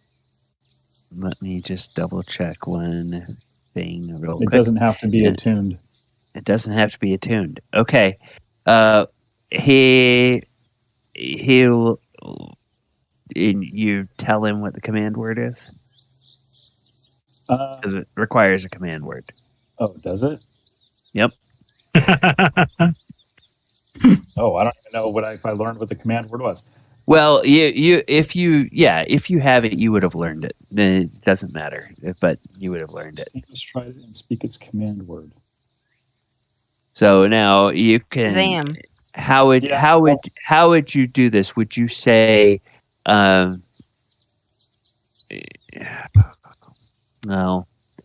yeah, I guess the person using the broom would have to. Have you lost your mind? What are you talking about?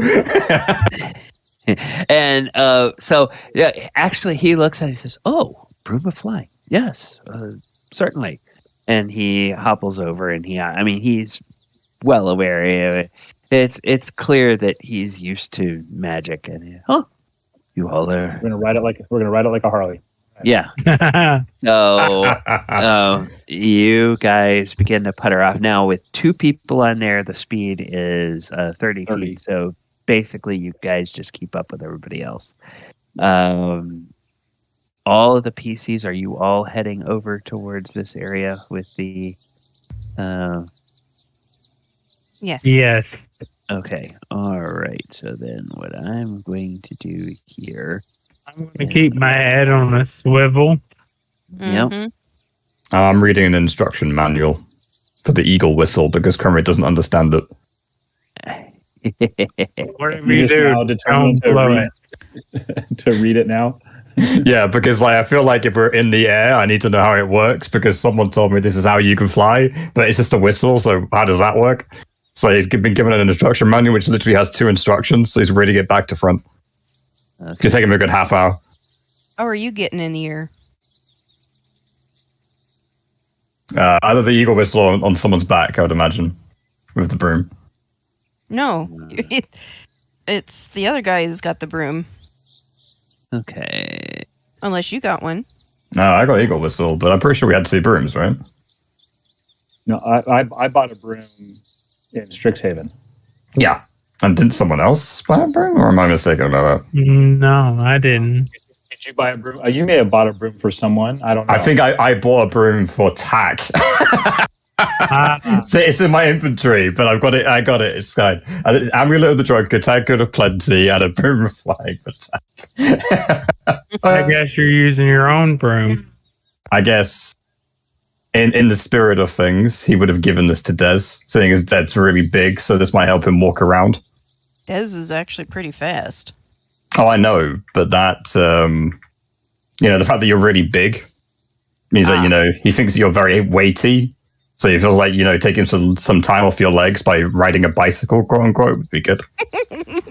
So there you go. You have a broom of flying. Don't forget to add that. Okay. Okay. So here is a rough battle mat. The Vegepygmies are out on this little spit of land that is sitting atop a column all around this, except to the right-hand side of the map is underneath all of this is lava far down. Your jackal over here begins barking and runs over towards this creature, whatever this creature happens to be here, and starts barking at it and making a ruckus. And then when this creature takes notice and begins to give chase, the jackal Ferris turns and runs away. And the veggie person who seems to be in charge shouts out some orders, and like 4 of these guys take off along with the creature, and then these other 4 come over here next to this frog person, and the person in charge steps out a little bit a ways away. All right, so what I would like for you all to do is I would like for you to place your tokens anywhere on the on the right side of the map. You can be near where the jackal is, or a little bit to the little bit farther to the east. I'm not going to bother putting Orvex on there because he's not a combatant. And Mulek, I'm going to say that Ferris can go ahead and use your initiative. We won't worry about giving him a separate initiative. But then when you guys get your tokens on there, Drag you can my go ahead. token. Huh? Trying to figure out how to drag my token. Grab your name off of your. Just click it, and from Click the and journal, hold and drag. click and hold and drag it. Yeah. Yeah, drag it out onto the. Oh, there I am. There you Okay. go. Yeah, I'm definitely not up front. No. All right. And if anybody has trouble getting their token, I'll grab it out for you. If I'm this small, I could probably, run underneath the the ankle. Yeah, I think Dez's token's a little bit small. Krenraid's is a little bit small. Everybody else looks like it's about right. I'm going to go ahead and put a. Oops. I want to do that. 11.14. Yes. All right. Good. Then I'm gonna get the normal Vegepygmy, and the normal Vegepygmy. Every time you say Vegepygmy, all I can think of is Vegemite.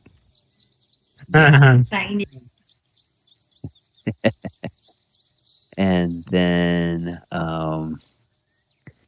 the Thorny, which is the little pet creature.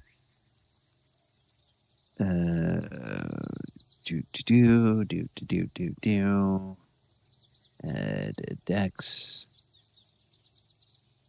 All right, and boom. Okay, so let me see. I see. Okay, Ken, were you able to find Fallager? Mic on. Find Alger. Yeah. Oh, God. Oh, there we go. And he's Yeah, he's a little. okay. Yeah. He's a little boy. Yeah. Hit points is not correct, but I'll fix that. Okay. Yeah, I had to fix mine too, so. Yeah. And the okay, and I think we need an initiative for Fallager, and then I think we have everybody else. I'll go ahead and find our. Okay, so you rush up here while we're getting Fallager on the initiative board. Whoops. Okay, excellent. All right. These you hear the strange language of these veggie people. And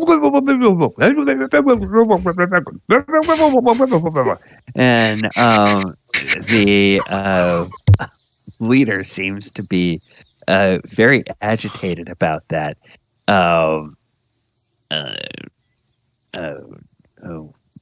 What's his name? Ferris is just rushing off, and this monster here is like, and the little creatures here, they're all sort of waving spears, crude spears, and Don't our shouting buddies direction. with us know their language? So Thaldor, you Yes. are up. What would you like to do? I asked our traveling companion. You said you can speak their language, right? I speak the language of the Grung, not of these plant people. Okay. Kind of difficult. I'm not going to make the first move. I'm not going to attack. I look over. I'm right next to Mulek. Are we going to try to keep this civil? What are we doing? With my speak with plants, does that work with plant creatures? Speak with plants. Probably not. It says you imbue plants within 30 feet of you with limited sentience and animation. So, I don't know. What about comprehend language? Comprehend, I'd be able to understand, but I wouldn't be able to speak to them. Hey, And I would think this. Yes, this looks like it's plant without. Yes, it's non creature. It's plants that are not creatures. So yeah. So I look at Thaldor and say, it would take too long. I can't. I don't understand. Okay, so Thaldor, do you prepare a reaction? Yes, I'm gonna hold my action. The moment one of them throws a spear or starts to attack, I'll fire off my crossbow. Other than that, I'm holding my action. Okay. All right.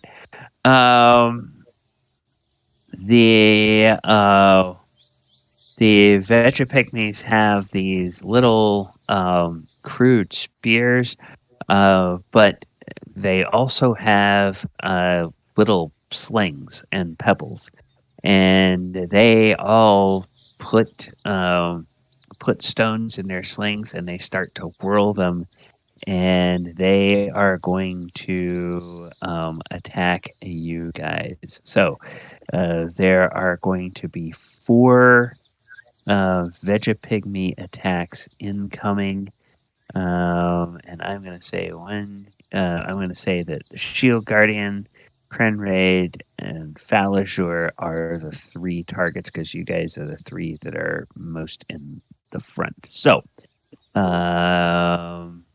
it'd be 1, 2, 3, 4. Let's say.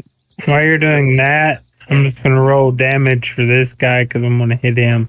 Since they are attacking, I'm hitting the weird frog-looking monster. Okay, so just hang on for that. You're good. That. You're good. All right. So the sling. There's 2 attacks at the Shield Guardian, 1 at Krenraid and 1 at Falazur. So Shield Guardian gets hit with a 24, so it gets critted. The Shield Guardian gets hit with a 21. Wow. So down 9. All right. Yeah. Krenraid, AC 10. I think that's going to miss you. That's going to miss you. And Falazur, golly, 22. It's not a crit because it's just the first number. But Falazur, if a 22 hits Falazur, then it's hit for 5 damage. These are all just non-magical stones that you get hit with, and it's just plain old bludgeoning damage. So Now- Galvan, I can't control IG, and I tried to drag another one on there, but I can't control either. I can't move them or click on them. I can only add them to the map. I'm not sure. Okay, what's going on. so that's because there. All right. So you can delete that second one I added. Okay. I can do it. Okay, there you go. All right. So now you should have control of the first one. Yep. Got it. Thanks. Okay. All right. So those 4 attacks. Falliger, did the 22 hit you or not? Negative. No, it does not, because of that fancy new armor he has. Okay. Yeah, it just sails right by you. So the Shield Guardian is the only thing hit. All right, Mulek, you are up next, and let's go ahead and change this to... Would I know if these creatures are immune to charm? Would I have ever seen these type of creatures before? Would you have ever seen these type? Have you ever been to Chult before? No. Probably not. I'm going to say no. All right, well, I'm going to gamble then. Hold on, let me fire my. Oh, that's right. I'm sorry, Thaldor. Go ahead and take your reaction. I think I broke it. Hold on. No, there it goes. Hit with a 20, and it's 6 piercing, and 3 cold damage. 6 piercing and 3 cold, so 9. Then a crit on the sneak attack. Okay. Nobody's within 5 feet, and it probably sees me. So. Right. 6, yeah. 7, 8, 9. So 9 damage total. 9 damage total, and 3 of that's cold. Okay. It appears to take all the cold damage. It appears, however, it only takes part of the piercing damage. So. Got you.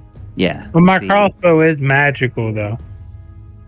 Yeah. It just resists. It just resists all piercing. Period. Doesn't matter if it's magical or not. Got you. All right. All right, Mulek, you are up. I learned something. All right, I'm just gonna try since I don't know any better. I'm gonna aim for right here, and oldie but goodie. Hypnotic pattern. Okay, so 30-foot cube. All of these. And it's a wisdom save DC 17. Wisdom save DC 17. Oh, she fails. 1, 2, 3, 4 Vegepygmies. Fail. Oh, 1 made it. Fail. So, 1 out. Actually, we're gonna say. Psychically, you hear me tell you, Mulek, I think that's the frog monster. Yeah. So these guys. There should be 1 more, right? There's 5 of those. I see. And There's then the Thorny, he has to make and he fails. So he is also, his mind is, and so only one of them seems to have shaken it off. The other 4, they're just kind of staring at the spot where that was. So I'll just, as I do that, I'm like, don't attack the hypnotized ones. And then I will move. He's going to come over here, follow, and then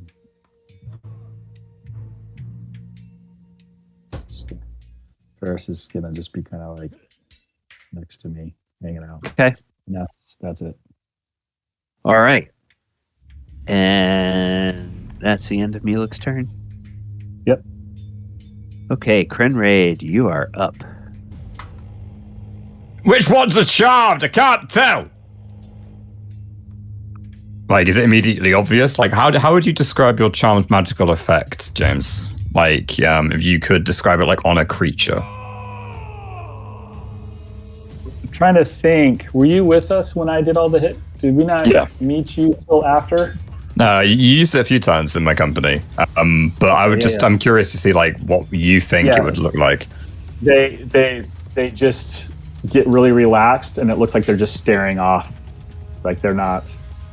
They're just basically just zoning out. Like their arms drop down. They're not in a defensive or attacking posture. They're just kind of zoned out. Okay, that I would recognize. So yeah, this one is still looking like he's attacking. Everybody else is not. Yeah, it's loading another rock, so I can tell something's up. So I will go my distance, which is in the middle of these guys, which look like they're falling asleep, so I get the feeling this is the right place to go. And then, as a bonus action, I'm gonna get a bit winded. Oh, I really wish I could hit that guy over there. And then summon my incarnation here, behind him. Which I'll just put another version of me here. I don't know if that's gonna work. That's okay for now. Yeah, let's do that. So he's not Krenraid. Yep, perfect. Absolutely perfect. So yeah, while thinking, I really want to hit that guy, but I can't reach him. This thing just appears right next to him. I recognize it because when I played Patty Cake with it, this thing mirrors me, and it has a hammer. Excellent. Okay. So I'll put that in the chat in case anyone wants to see it. What I'm doing is manifesting the echo, which is the level 3 fighter thing. Yes. And you can do all these wonderful things of it, but what we're essentially doing is we are taking the attack action with our multi-attack, because we've taken the attack action once. And we're going to be hitting the guy that I can hit in the echo's space instead of me. So this makes the attack, essentially. Right. And we will roll that now. Echo is a lot of fun, and it can get very confusing, but it is fun. Honestly, this is the second time I've ever used it, and the moment we started this fight, I was like, I gotta do it. Like, I don't care what else, I gotta do this. Alright, bring it down, Carbide. Oh, 17. That definitely hits for 17 bludgeoning damage. Krenraid, how would you like to destroy this? This creature? Because I think we flavored it, and I quite like this flavor. That the echo is like a fiery manifestation of Krenraid's spirit. So unlike the typical Echo Knight, where it's like a grey different dimension kind of split, this is like a fiery manifestation of his religious aspects. Born in the smithy kind of thing, like the forge's fire.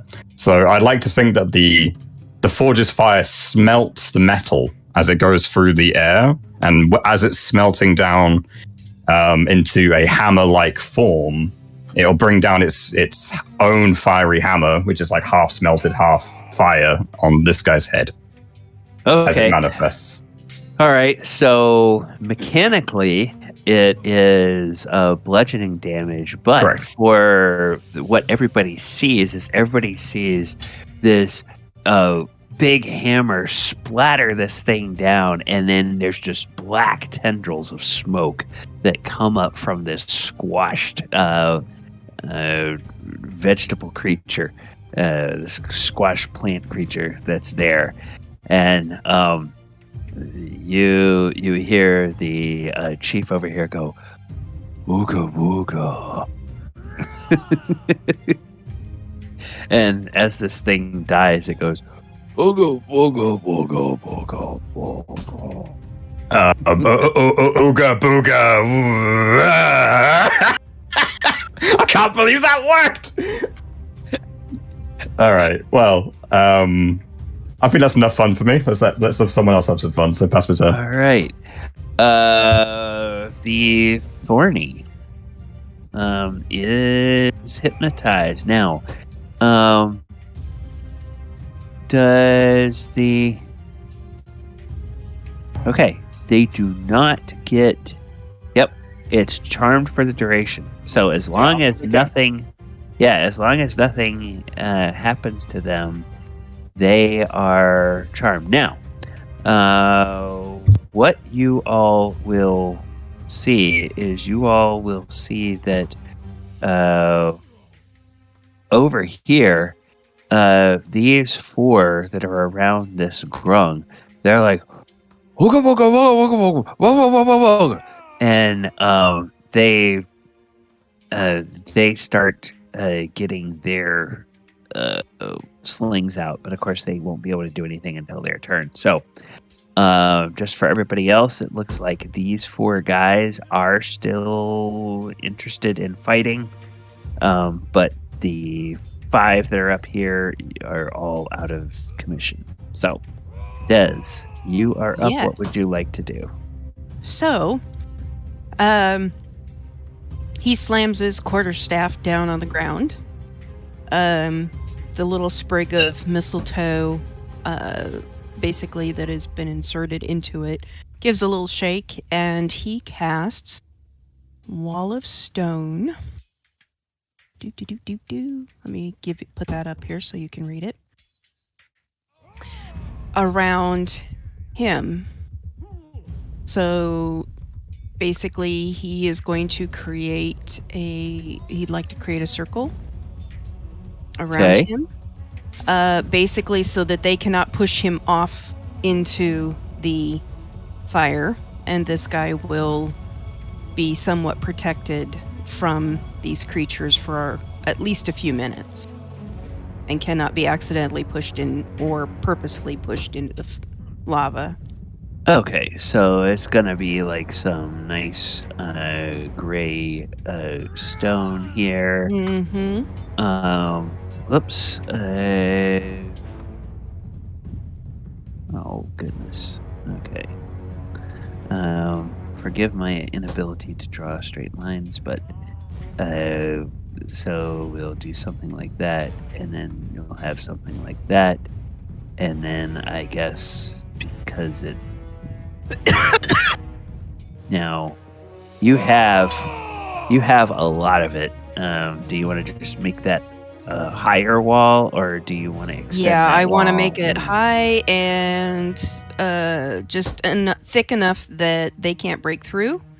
Yeah, it's like 6 inches thick. Oh so yeah, they but I won't be want to able make it high enough so that hopefully this creature realizes, hey, I've just been cut off from these guys, and I'm not going to have to worry about falling into the pit. So Yeah, well, that thing was all tied up on the ground, so it was struggling against its bonds, and now the walls of stone have sprung up around it, and these guys here are pretty freaked out by that. You just freaked them the heck out. Well, so they are. Got anything else for Des? Nope. I think just double check, make sure I don't have any bonus actions that I should be able to use. Nope. I'm good. Okay. Falisher, as these guys go and look in terror at this wall that just sprang up around them or near them, what does Falisher do?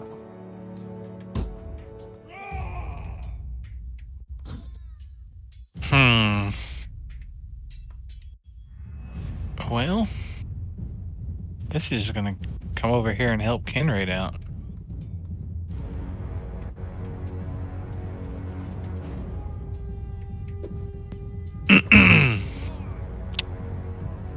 This thing is asleep. Yeah, all the ones with the symbols are incapacitated from the charm. Yeah, they are hypnotized. The only ones that are acting aggressive are the ones back here by the wall of stone. The rest of these guys all look completely zoned out. And now these guys who were aggressive now seem terrified of this wall of these walls of stone that just sprang up around them.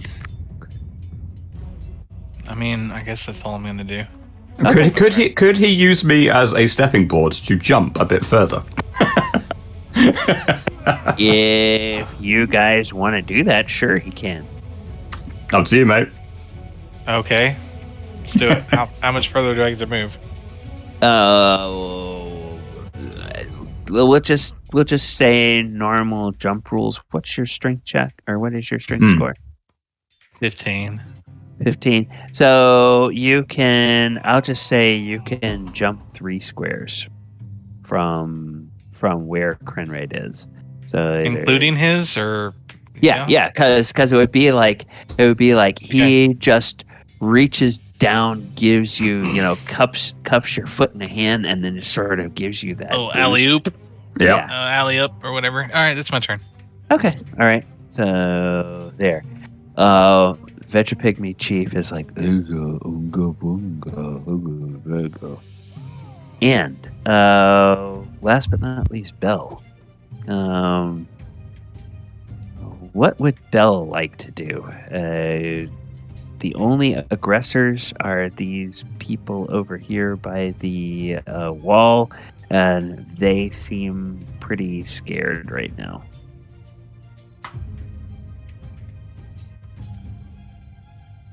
Only ones aggressors are by the wall. Yes. These guys over here. Yes. And based on how fast Krenraid kind of whacked that one, would I assume that they have like little to no health? Well, it's definitely not like fighting a dragon. I mean, the last few fights that you guys have had have been against some really beefy things. These don't seem to be very substantial compared to the stuff you've been fighting. So, you're not sure if a stiff breeze would blow them away, but a good solid hit from some of the spells that you normally like to use would probably destroy one or more of them. Okay. The things that I could do. Remember, you can move your full movement and then take an action. So you use a ranged weapon or cast a spell or whatever if you need to get a little closer. Yeah. And what's the walls? I heard fire, right? No, the walls are stone. Oh. So are we in a cave? Nope. No, you are on this ground here is it's like a peninsula that sticks out over that big lake of lava down below. So Okay. Belle will kind of like rub her hands and she'll look really excited, saying, I'm gonna have a yummy dinner after puking my guts out. And she'll kind of like rub her hands together even more and then point it like a gun. And then she's gonna be casting lightning bolts. Ooh. Right down this way. Okay, so all right, so Could do it that way too, but I don't think. No, I can. Yeah, I'll go down this way instead then. Okay. My original point was here. Yeah. And So she'll be casting it right here. Okay, so through these two, and then That's long enough from that guy, right? Yep. Yeah. So it's what, 5 feet wide? Yeah. So yeah, now I think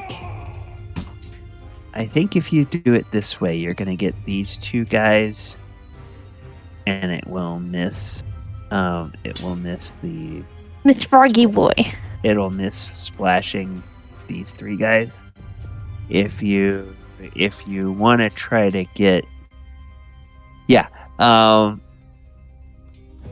think these guys are in the next square, so it's not going to hit them, but it'll definitely hit these two guys. And I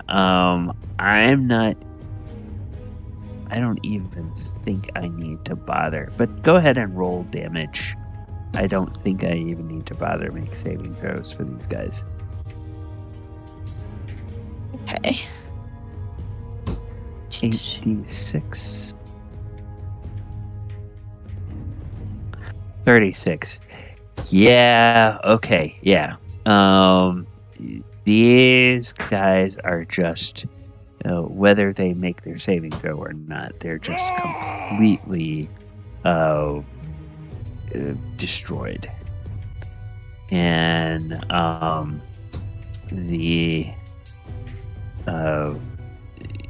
their smoke goes up, and there's the loud kaboom of the thunder from the lightning bolt. Shattering kaboom.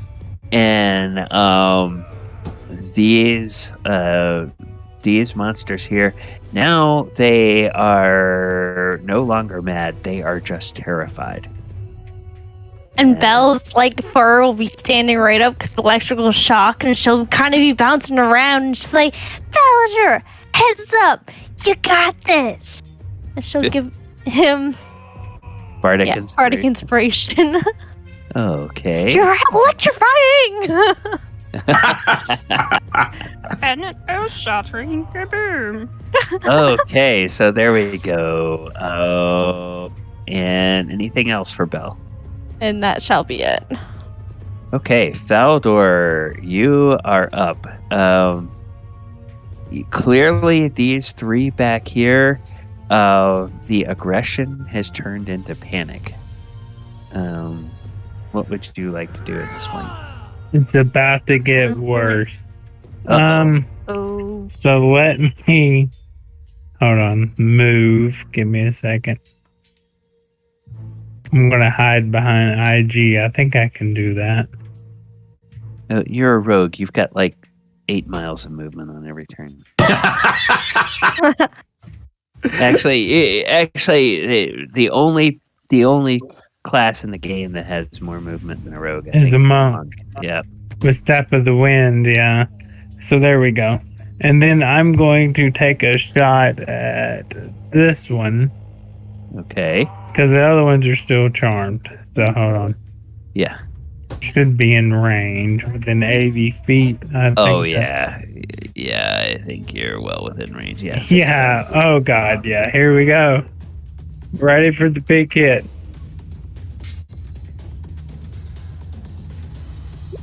Oh, no. Oh, wow. It actually misses him and tinks off of the stone wall. That's a first. That was the worst roll I've ever made when it comes to an attack. So I'm just going to sit there behind IG. I can't hide because he's my bonus action to dash. Okay. So I'm good. All right. Well, then what happens is you see a possibly a very unexpected sight. These three creatures are like, ooga booga, ooga booga, ooga booga, and they just seem to be completely out of their minds, and all three of them just run straight off of this pedestal and Whoa. leap and they just fall down, and splat. And the fall to the lava is 200 feet from this pedestal, and in D&D 5e, the first thing that happens is they take 20d6 damage from falling. The next thing that happens is they take 10d10 damage from falling into lava. So, there's really nothing left of those guys. And the combat is pretty much over at that point. So, Charm ones only last a minute, don't they? Mm-hmm. Yeah. Okay. Well, this only lasted maybe 6 seconds. Yeah. You just got into Roughly. the top of the second round, basically. So I guess I mean- we start tying these other guys up as quick as we can, except for the big thorny toad monster. Am I then- carrying it off the cliff? No, we might be able to question them. Don't do that. Was there, if we were still here, I could just grab both of them and just walk them off. As basically walks over and takes breaks his concentration, and the stone walls just basically crumble apart, and then he proceeds to lean down carefully and cut the bindings on the little guy. Okay, let's do this. Probably before we do that, we would just tie up the other ones first. We would, yeah. Well, Okay. yeah. While you guys are doing that, he goes over and takes the wall down and starts freeing up the other guy. Yeah. Actually, this guy will totter over here. Says, he looks over at he looks at you all. He says, very well done. Very well done. Oh.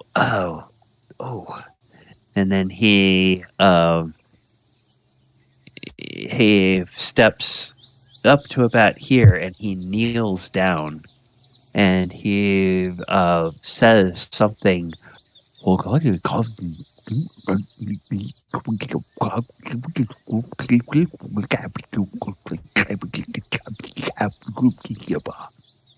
And the frog creature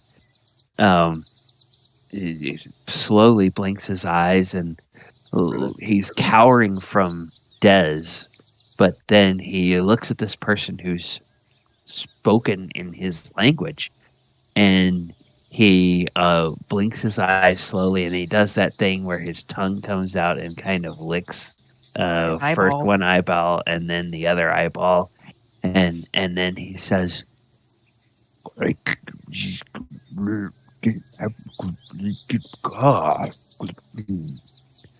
and Orvex looks at you all and says, "Oh, well, it seems that we have done a good thing.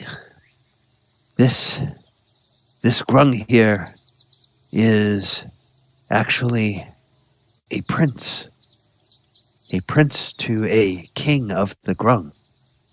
He says that his name is not pronounceable by our tongue, but a close approximation is Sir Scareth Jareth." And thank you, Scary Jerry, in the chat for that is your NPC that you named. So it is Sir Scareth Jareth. And Dez will pull out a water skin to hold out to him, but then will basically, just in case, he takes a quick little squeeze off of it, shows the water going into his mouth and shows that he swallows it, and then holds it out to the guy. Little creature.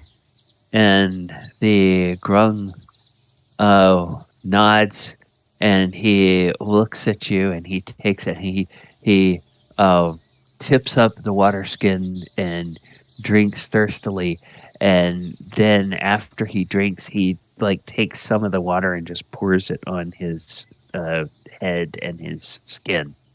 Smiles and nods approvingly, like, "You go good, dude."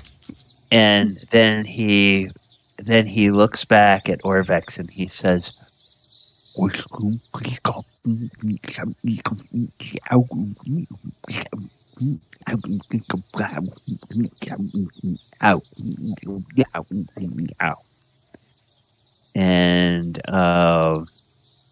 Orvex says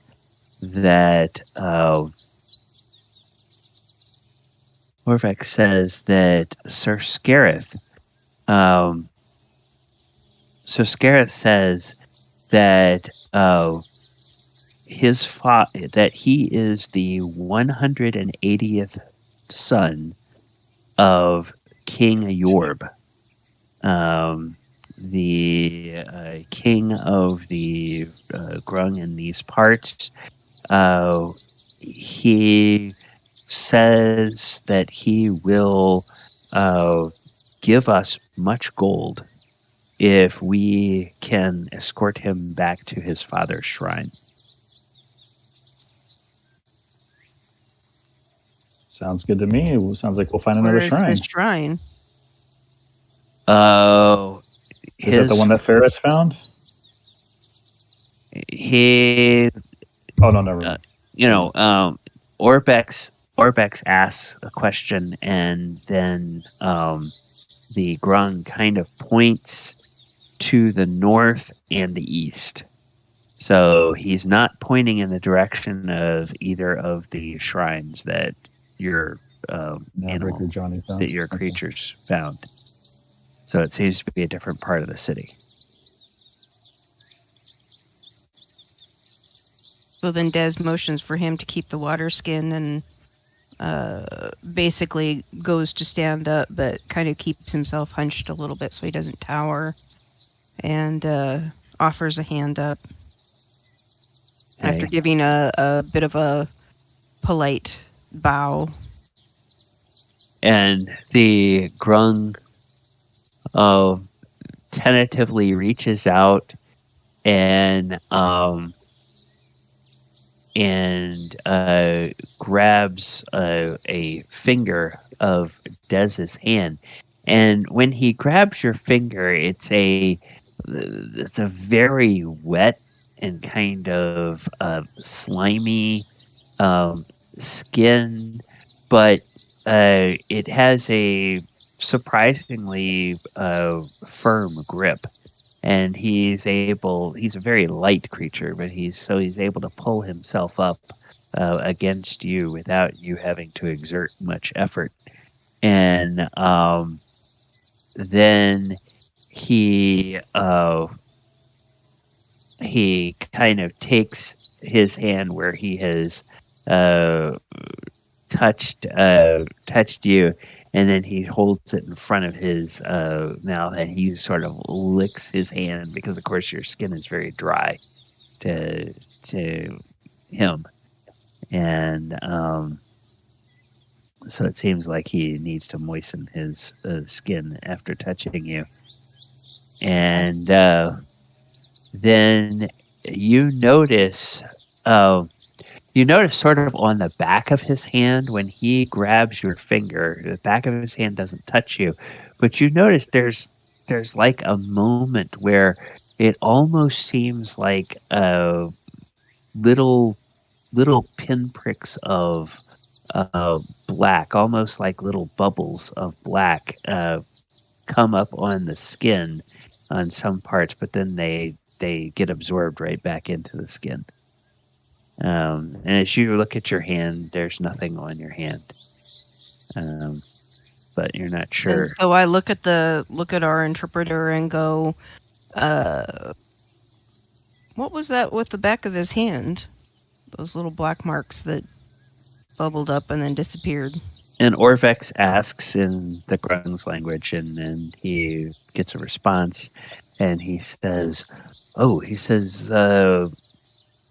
it is a defensive mechanism when they are touched by creatures that are threatening to them. They can secrete a kind of poison that will make other creatures sick. He did not want to secrete poison, but he is very scared, and he had to be careful not to get. Gives a nod of understanding and says to tell him, thank you. It is greatly appreciated, and if there is anything that we can do for His Royal Highness to return him safely, he just has to let us know. And so Orvex will go ahead and communicate that message, and then the Grung will look up at you and will go, ribbit. And then he says, Orvex says, well, he hopes that we can get him home by nightfall, but he has had an ordeal. He will stay with us for safety. What's the deal with these plant people and this monster creature? Can you ask him that, Orvex? Oh, he will put that question to him,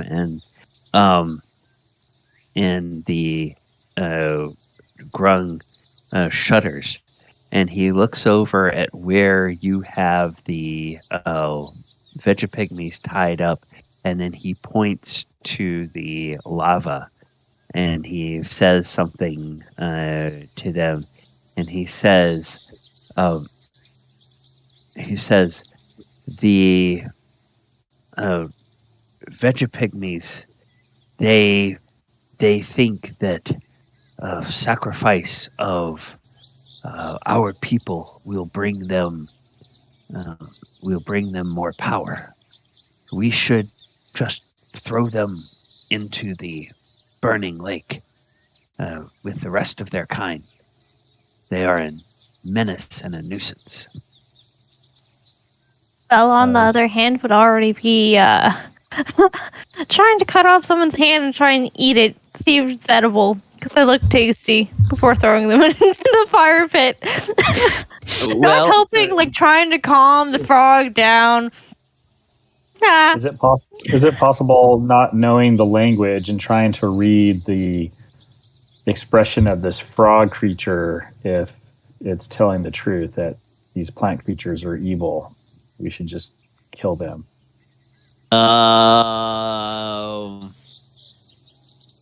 I would let you make an insight check, but with disadvantage, because you're going off of the body language and you don't hear what, you don't hear the words to go along with it. Yeah, you can't really tell. Yeah, you don't know. Go ahead, Ken.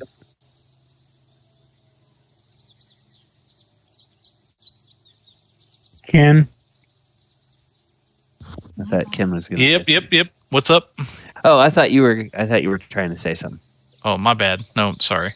Oh, all right. I gotta get a new headset. This one's just getting fucking old. Sometimes it just it's one of those lift ups, and it cuts off the mic, and sometimes you move it a tiny fraction, and now it's just like, oh, mic off, mic on. Kind of like wax on, wax off. Yeah. I walk up to Mulek. Is there any way you can understand these creatures? At least hear them? I mean, if not, communicate with them. I'm always hesitant to just kill a creature without at least trying to communicate with them. But I need about 11 minutes to prepare myself so that I can understand. Whether we've incapacitated them. Shall we move away from this lava and go back to where we were before, so that this fine princely frog does not dry out any further than he already is. Yeah, I mean, I could start preparing my spell as we go back to our little location. I need to. We need to finish sync with up our task. I will say sync up this. with my teachers. I'll say this. Take who appears to be the leader of this group. Throw the rest in the fire with that weird frog monster. Fire in the fire. Throw the frog monster and the others. We'll take this one with us. Which one's the frog monster? They all look like frogs. The spiky The one. big spiky looking thing. Ah, okay. Right, does it resist? Is it start dragging it to It's unconscious and it's tied up, so it's not. Well, they're not unconscious. Or They're charmed. They're charmed, but only for a minute. That goes away. well, yeah, it has. It's been just a few seconds. It hasn't been a full minute yet. But Well, somebody said they tied them up. Yeah, we tied them up, but then we communicated with the frog. So I assume that took a couple minutes. Oh well, okay. So they're bound and they're all tied up. So it might Krenraid, when you start trying to drag it, it might kind of thrash, but Train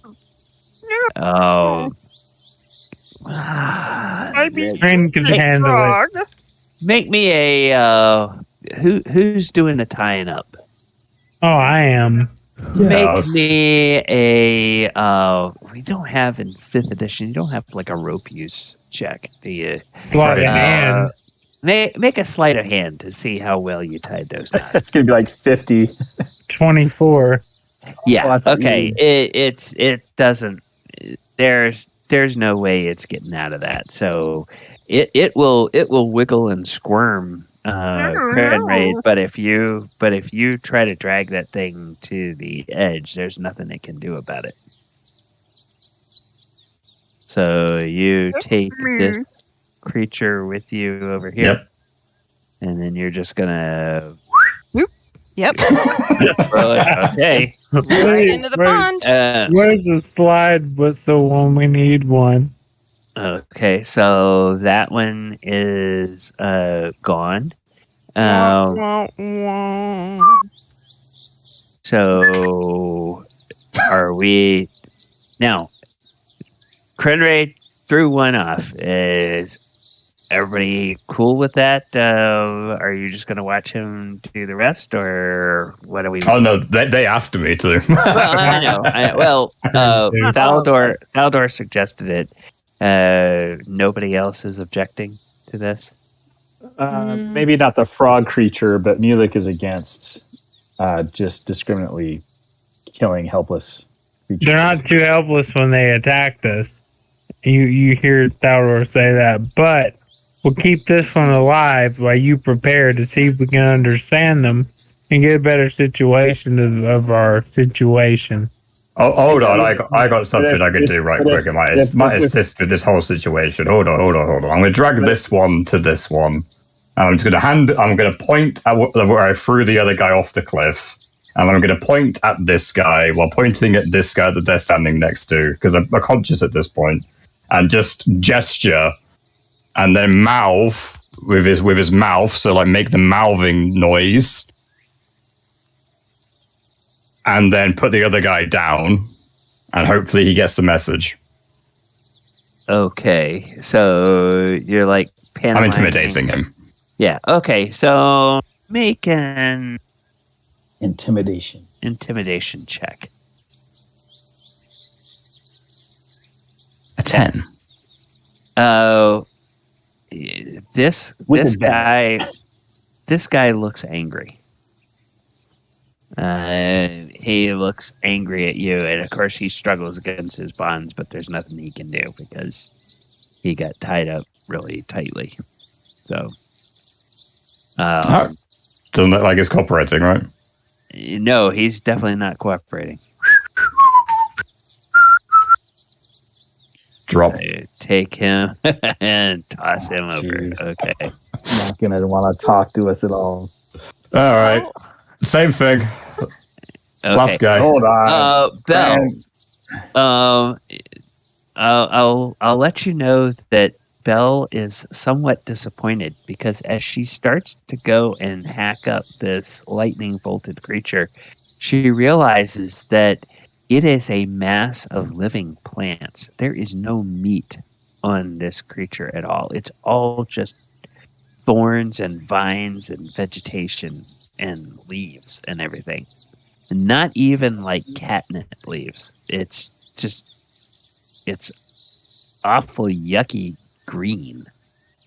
Well, now it's That will be the next one to drag the body over to the edge, sit on the other side of it, and just kick it into the pit. okay. So all right, so Krenraid, you take this over there, you do the same intimidation. That's what I'm doing. I think Mulek wants to chime in. Okay. So Mulek. And Belle wants to too. It doesn't work. I just give Fran a look like he's not going to want to tell us anything if he keeps throwing all of his guys into the lava. Yeah, Kren's not going to understand that look. Not at all. Yeah. I figured. Krenraid. Yeah? Yeah. You might want to stop. That creature over there that we're keeping may not want to talk for the fact that you pretty much have pitched most close to all of his friends, his followers, over. So... It's just a plant, though, isn't it? How about we just tie up the rest, or those that are left, which is very few at this point, and we'll just make sure we keep a really good eye on them. Okay, but you've got to water it if it starts talking, all right? I'm not going to take care of the plant. Well, you could always piss on it. No, that's not very good for plants. Not the plants I know. Exactly. I'm not gonna. Oh, that's mean. I'm not gonna torture the poor thing. It's a plant. You know what plants don't like? What? When cats want to dig into the plant bin. And she'll kind of clap her hands and then look at the one who we think is a boss and slap it. Is it getting the message this time? Oh, wow. With her slap, she's going to cast tongues on him. Oh, okay. All right. That'll do it. Okay, so... Wow. All right. What, cat got your tongue? She'll kind of like find his way to That's the tongue. actually smart. Well, now you finally tell us you can do this. Right. She's too busy trying to eat. She's trying to eat the other plant first, so her priorities are somewhere else. All right. So, Belle, now, as that goes off, this chief has been, and it says, quit throwing my men off, you hairy big oaf.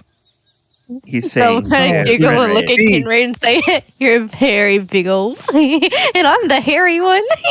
Oh, he's talking to. That is rude. All right, and I didn't know that you could speak. If you could have spoken, why didn't you speak up earlier before I lobbed that guy off the cliff? I thought it was just a plant. Krenraid. Oh, Krenraid, finger waggling. well, he can finger waggle the plant. No, Belle slapped him and now he can talk. Laughing.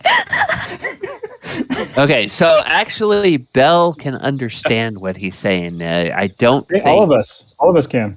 Spell grants the creature touch ability to understand, and the target can speak in one language that it can hear us. So it can speak common, yeah. Any creature that knows at least one language and can hear.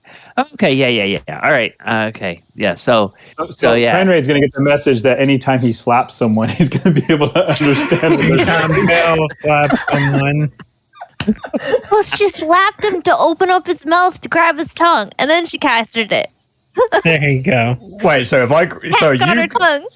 Oh my god, I didn't realize that's what that saying meant. I thought it was just like when a cat, was eating a tongue. That's what it meant. I didn't realize that if a cat grabs a tongue, they could just speak any language. Oh my god, if you grab my tongue, can I start speaking like Orcish or something? I mean, we can try. And she'll kind of like open his mouth and grab his tongue. And he looks at all of you, and he bats away. He bats away Bell, trying to grab at his tongue, and he says, "You crazy people! Why you say frog? Frog reason people die. We sacrifice frog, then people stop dying." Okay, that makes no sense. Explain. Did you know people die? The bad juju. It's bad magic that make people dying. You know of this? And Orvex says, I think he's trying to talk about the death curse. And the Vegepygmy chief points at Orvex and says, "Yes, one of you smart. Yes. They curse that make people die. They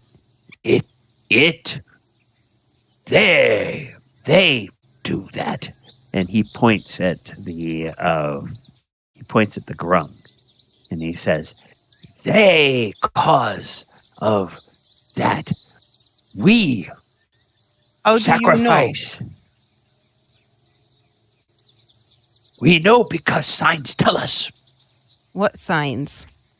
Signs in the cloud. Signs in the water. Signs in the air. Signs in the grubs. They tell us it the fault of frog people." Are you sure? We have great magic. We read the signs of magic. You have no magic, you big, tall, furry lummox. So then Des turns to our interpreter for Mr. Frogboy and goes, "Ask him about what he knows in regards to the death curse. If he's even heard of it or whatever." And then at this point in time, as he watches, if the guy interprets, he's going to basically try to be on the lookout for any deception or whatever. Okay.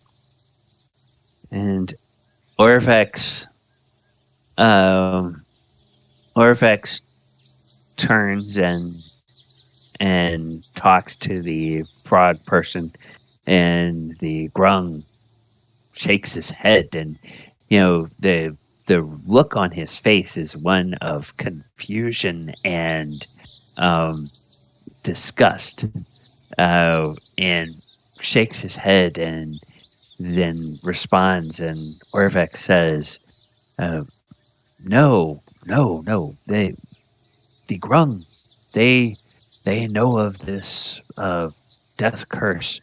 It's not their people that cause it. Their signs say it is the snake people that cause it. Can I roll insight just to kind of see if I saw anything on this guy? Yeah, there you go. It looks like the Grung was being earnest in whatever he said, and it sounds like Orvex is faithfully translating what the Grung said. So at this point in time, Des will look back at this other creature and go, perhaps your information might be wrong, or someone is trying to lead you astray to make you do something that you think is right but is actually wrong. Their people say that it is the snake people who are causing this. And the he appears that he detests and it is scared of said death curse. And the Vegepygmy chieftain, he kind of gets this smug and satisfied look on his face, and he nods and he says, "Yes." He says, "What is snake but frog without legs? It's same creatures. No, not same creature. All of them same. They all part of this curse." Then you must be just like the vegetables that we eat, that we grow. I can confirm they are not catnip, so that is not true. So what is to keep us from eating you? You know, you are just another plant. And we beings like our salad. So if we like our salad and we think that you are like a plant... You eat me, you suffer. Great curse. So, yeah. Great curse. I think you powerful magic. You are wrong in that the frog is like a snake, only without a tail. No. Signs tell us. We believe signs. I tell you. Signs in clouds. Signs in water. You're not smart enough to read signs. Why I explain to you. All you do, you just want to think that you big people, you big magic, you think that save you. Ha ha ha ha, that not save you. Our magic. I cast hallucinatory terrain around him. Okay, and what do you want the terrain to look like? Basically, like he is, like what he's been explaining, that his, like the clouds, the rocks, whatever, but instead of looking like the frogs or the snake, they look like little dancing Vegepygmies, you know, in the clouds and the ground, you know, kind of giving them I'm trying to explain something. I can see it in my brain, but I'm having a hard time explaining it. Okay. So basically, he's kind of turning things around so that what he's saying is, well, we see it in the clouds, and we see it in this, and we see it in that. Instead, he casts this like miniature terrain around this creature and makes it look like instead of being, you know, the frogs or the snakes or whatever, that it's the little Vegepygmies, you know, that you see in the clouds and the stones and the water and all of this stuff. And you see these little outline caricatures made out of whatever is part of the terrain. And he goes, "Oh, you mean kind of like this?" And he looks at that. He crouches down and he looks at that frantically, and he says, "You are gods?" Yes. No, I'm Krenraid. Nice to meet you. Oh. Sorry. We will worship. What is name of great God? And he just sort of begins to, he kind of kneels down in front of Dez and just sort of begins to incessantly bob and you know, bow down in front of him, and you know, and Dez says, "My name is Desarius. However," Desarius, and he holds his hands. He He holds his hand down for the creature and says, "However, I do not want you to worship me. What I want you to do is just listen to reason." And he points over to the little frog guy and goes, "He is not your enemy. There is something out there that is all of our enemy, but it is not them.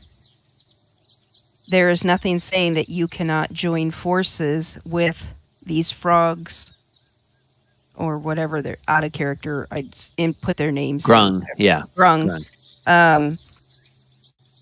That by joining forces will make you guys stronger and be able to truly find out who is causing this. Make a persuasion check Yes. and make it with advantage. Okay. Because you all have sufficiently odd. And also the those of you that are looking at the Grung when all of this hallucinatory terrain, the Grung, he's also just like he's gobsmacked by looking around at all of that. Okay, so 21. He says, the Vegepygmy says, "Oh, Desarius, however, yes, we hear the gospel, and we will spread the gospel. Our tribe will make peace with the Grung of Yorb tribe. We will make pact with them. We will spread message of Desarius, however, and we will look for common enemy, and we will make common enemy pay. Yes. Yes. Yes. Good. Yeah. And so then Desarius basically looks over at their interpreter for the Grung and ask him if he is, even though this has all happened, if he would be willing to work with these guys in trying to pin down who actually is at fault for this with their help. And explain that their signs were pointing towards them or, whatever. But there's been a bit of a there's a conversation that happens, and at some part you can see Orvex kind of chuckles, and he starts on an explanation, and he stops himself, and he just gives a terse answer, and then the frog's eyes go a little wide, and then the frog nods, and Orvex says, "Yes, okay. He will work with the Vegepygmy." Now, to be honest, he thought that you had said that you would destroy all of their homes if they did not work together. And instead of trying to explain it, I just said yes. They seem to believe that you all are powerful enough to do that. So, they will work together because they fear you. For now, just accept that. That's going to be the easiest. All right. Well, I don't want people to work together because of fear, but working together will be a good thing in the end, and hopefully we can make them all understand that. Yes. And there's a little bit more. I think your tongues last for an hour. So there's a little bit more conversation, and at the end of it, the Grung and the Vegepygmy chief, they promise to take the message back to Yorb's tribe, and the Grung Sir Jairus, he says that he makes a solemn oath, and you know how solemn it is because he swears on the water skin that you gave him. He makes a solemn oath to see that the Vegepygmy leader is safe when he goes to his father's holdfast, basically, and that they will come and find you when they have anything to tell you. Okay. But the two of them, then they kind of link arm in arm, and unless you guys try to stop them, they will begin to head off towards the part of the city that the Grung indicated. Is there anything that you all want to talk to these two about before they go? Untying the other one. Kren, let me get that. Don't waste my rope. So I'm not going to cut it. He said he was untying. Right, but the knots are so undoable that Kren couldn't undo them. I have used knots in my time. Let me give it a go. Now it's a challenge. Okay, go ahead. Try. Slide a hand check. Beat a 24. I'm not even sure I can. I don't think I can. That's what I mean. So Theodore walks over and helps. All right.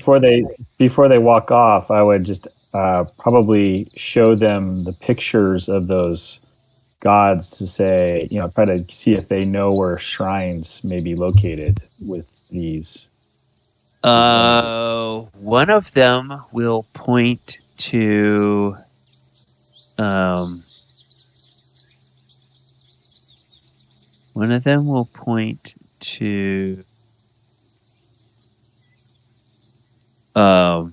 the picture of the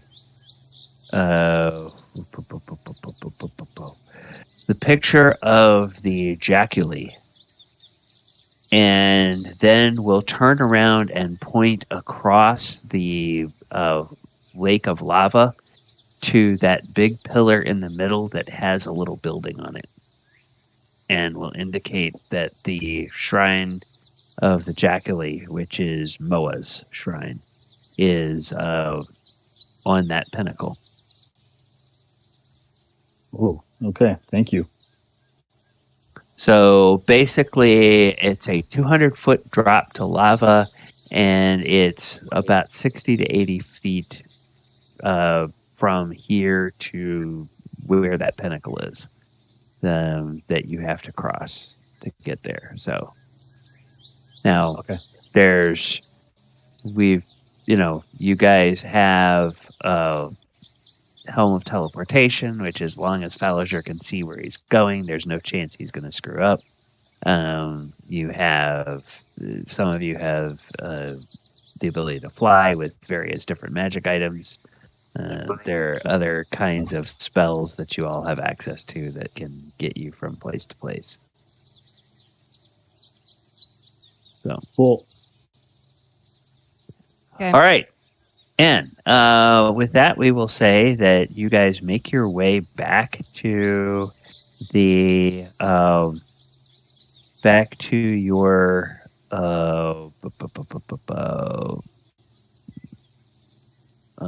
back to your campsite. Sort of campsite there. And just to speed things up, next time we will say that you finish the work of doing all of the getting all of the corpses on the pyre. And we will start with you having finished that task next week. Okay. All right. Our next session, I think which will be next week. All right. Any questions before we depart? Gally, can you hear me? Yes, I can hear you. Would it be too far-fetched to say Theodore is kind of sketching a map from memory? Oh, no. No, I think Theodore could be sketching out a rough map of this area. Okay. as you go. Right, so I'm going to map this out as we go along, so that way we know where stuff is. Not only that, I can take it back with the Strixhaven and hand it into the Circle 8. Yep. All right. Well, players, thank you guys so much for joining this evening. I hope you have enjoyed the session. Viewers, thank you so much for joining us and hanging out tonight. Hope you have enjoyed this session of the Sword Coast Chronicles.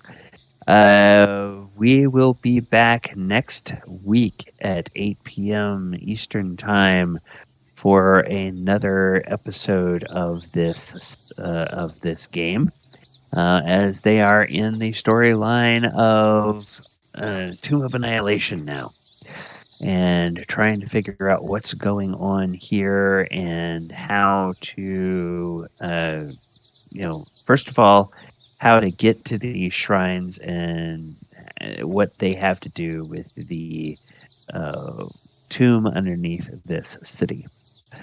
All right, coming up on the channel Friday, I believe we're going to have a Lore Friday debut.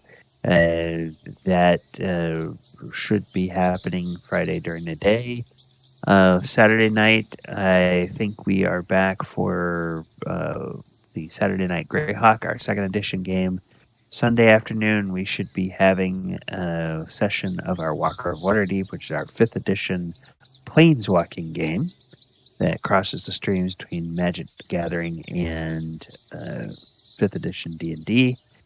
And then there will be a pre-recorded Monster Monday on Monday night. We'll be taking a look at the Relic Grinder from Strixhaven and a few variants that you can make for the Relic Grinder. And then next Wednesday, we'll be back with another edition of this game. Paul and Michael, if you guys are still here. Paul, do you have anything coming up that you want people to know about between now and next week? Nothing that doesn't already have a conflict. So what I will say is come tune into this wonderful channel again, because it's always a pleasure to play, and I'm sure it's always a pleasure to watch. Oh, well, thank you. And yes, hopefully we will keep everybody entertained here. And Michael, anything coming up on the Doors of Fear channel between now and next time? I'm playing a variety of things at the moment, so I just say come tune in, find out, be surprised. Well, And you can find Michael over on the Doors of Fear channel over on Twitch, so twitch.tv/Doors of Fear. And so find him anytime he's not working. Anybody else have any other announcements want to make for the viewers? well, just that I know that when we see each other next, I will have hit half a century.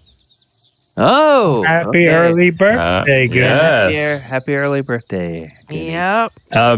Big 5-0 on Friday. Yeah.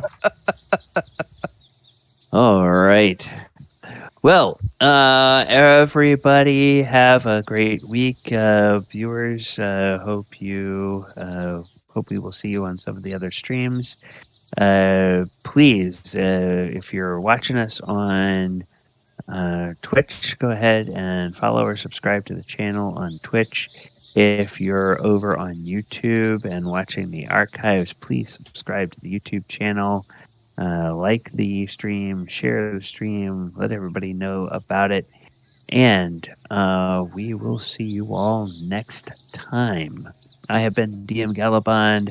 This has been the Sword Coast Chronicles. Good night.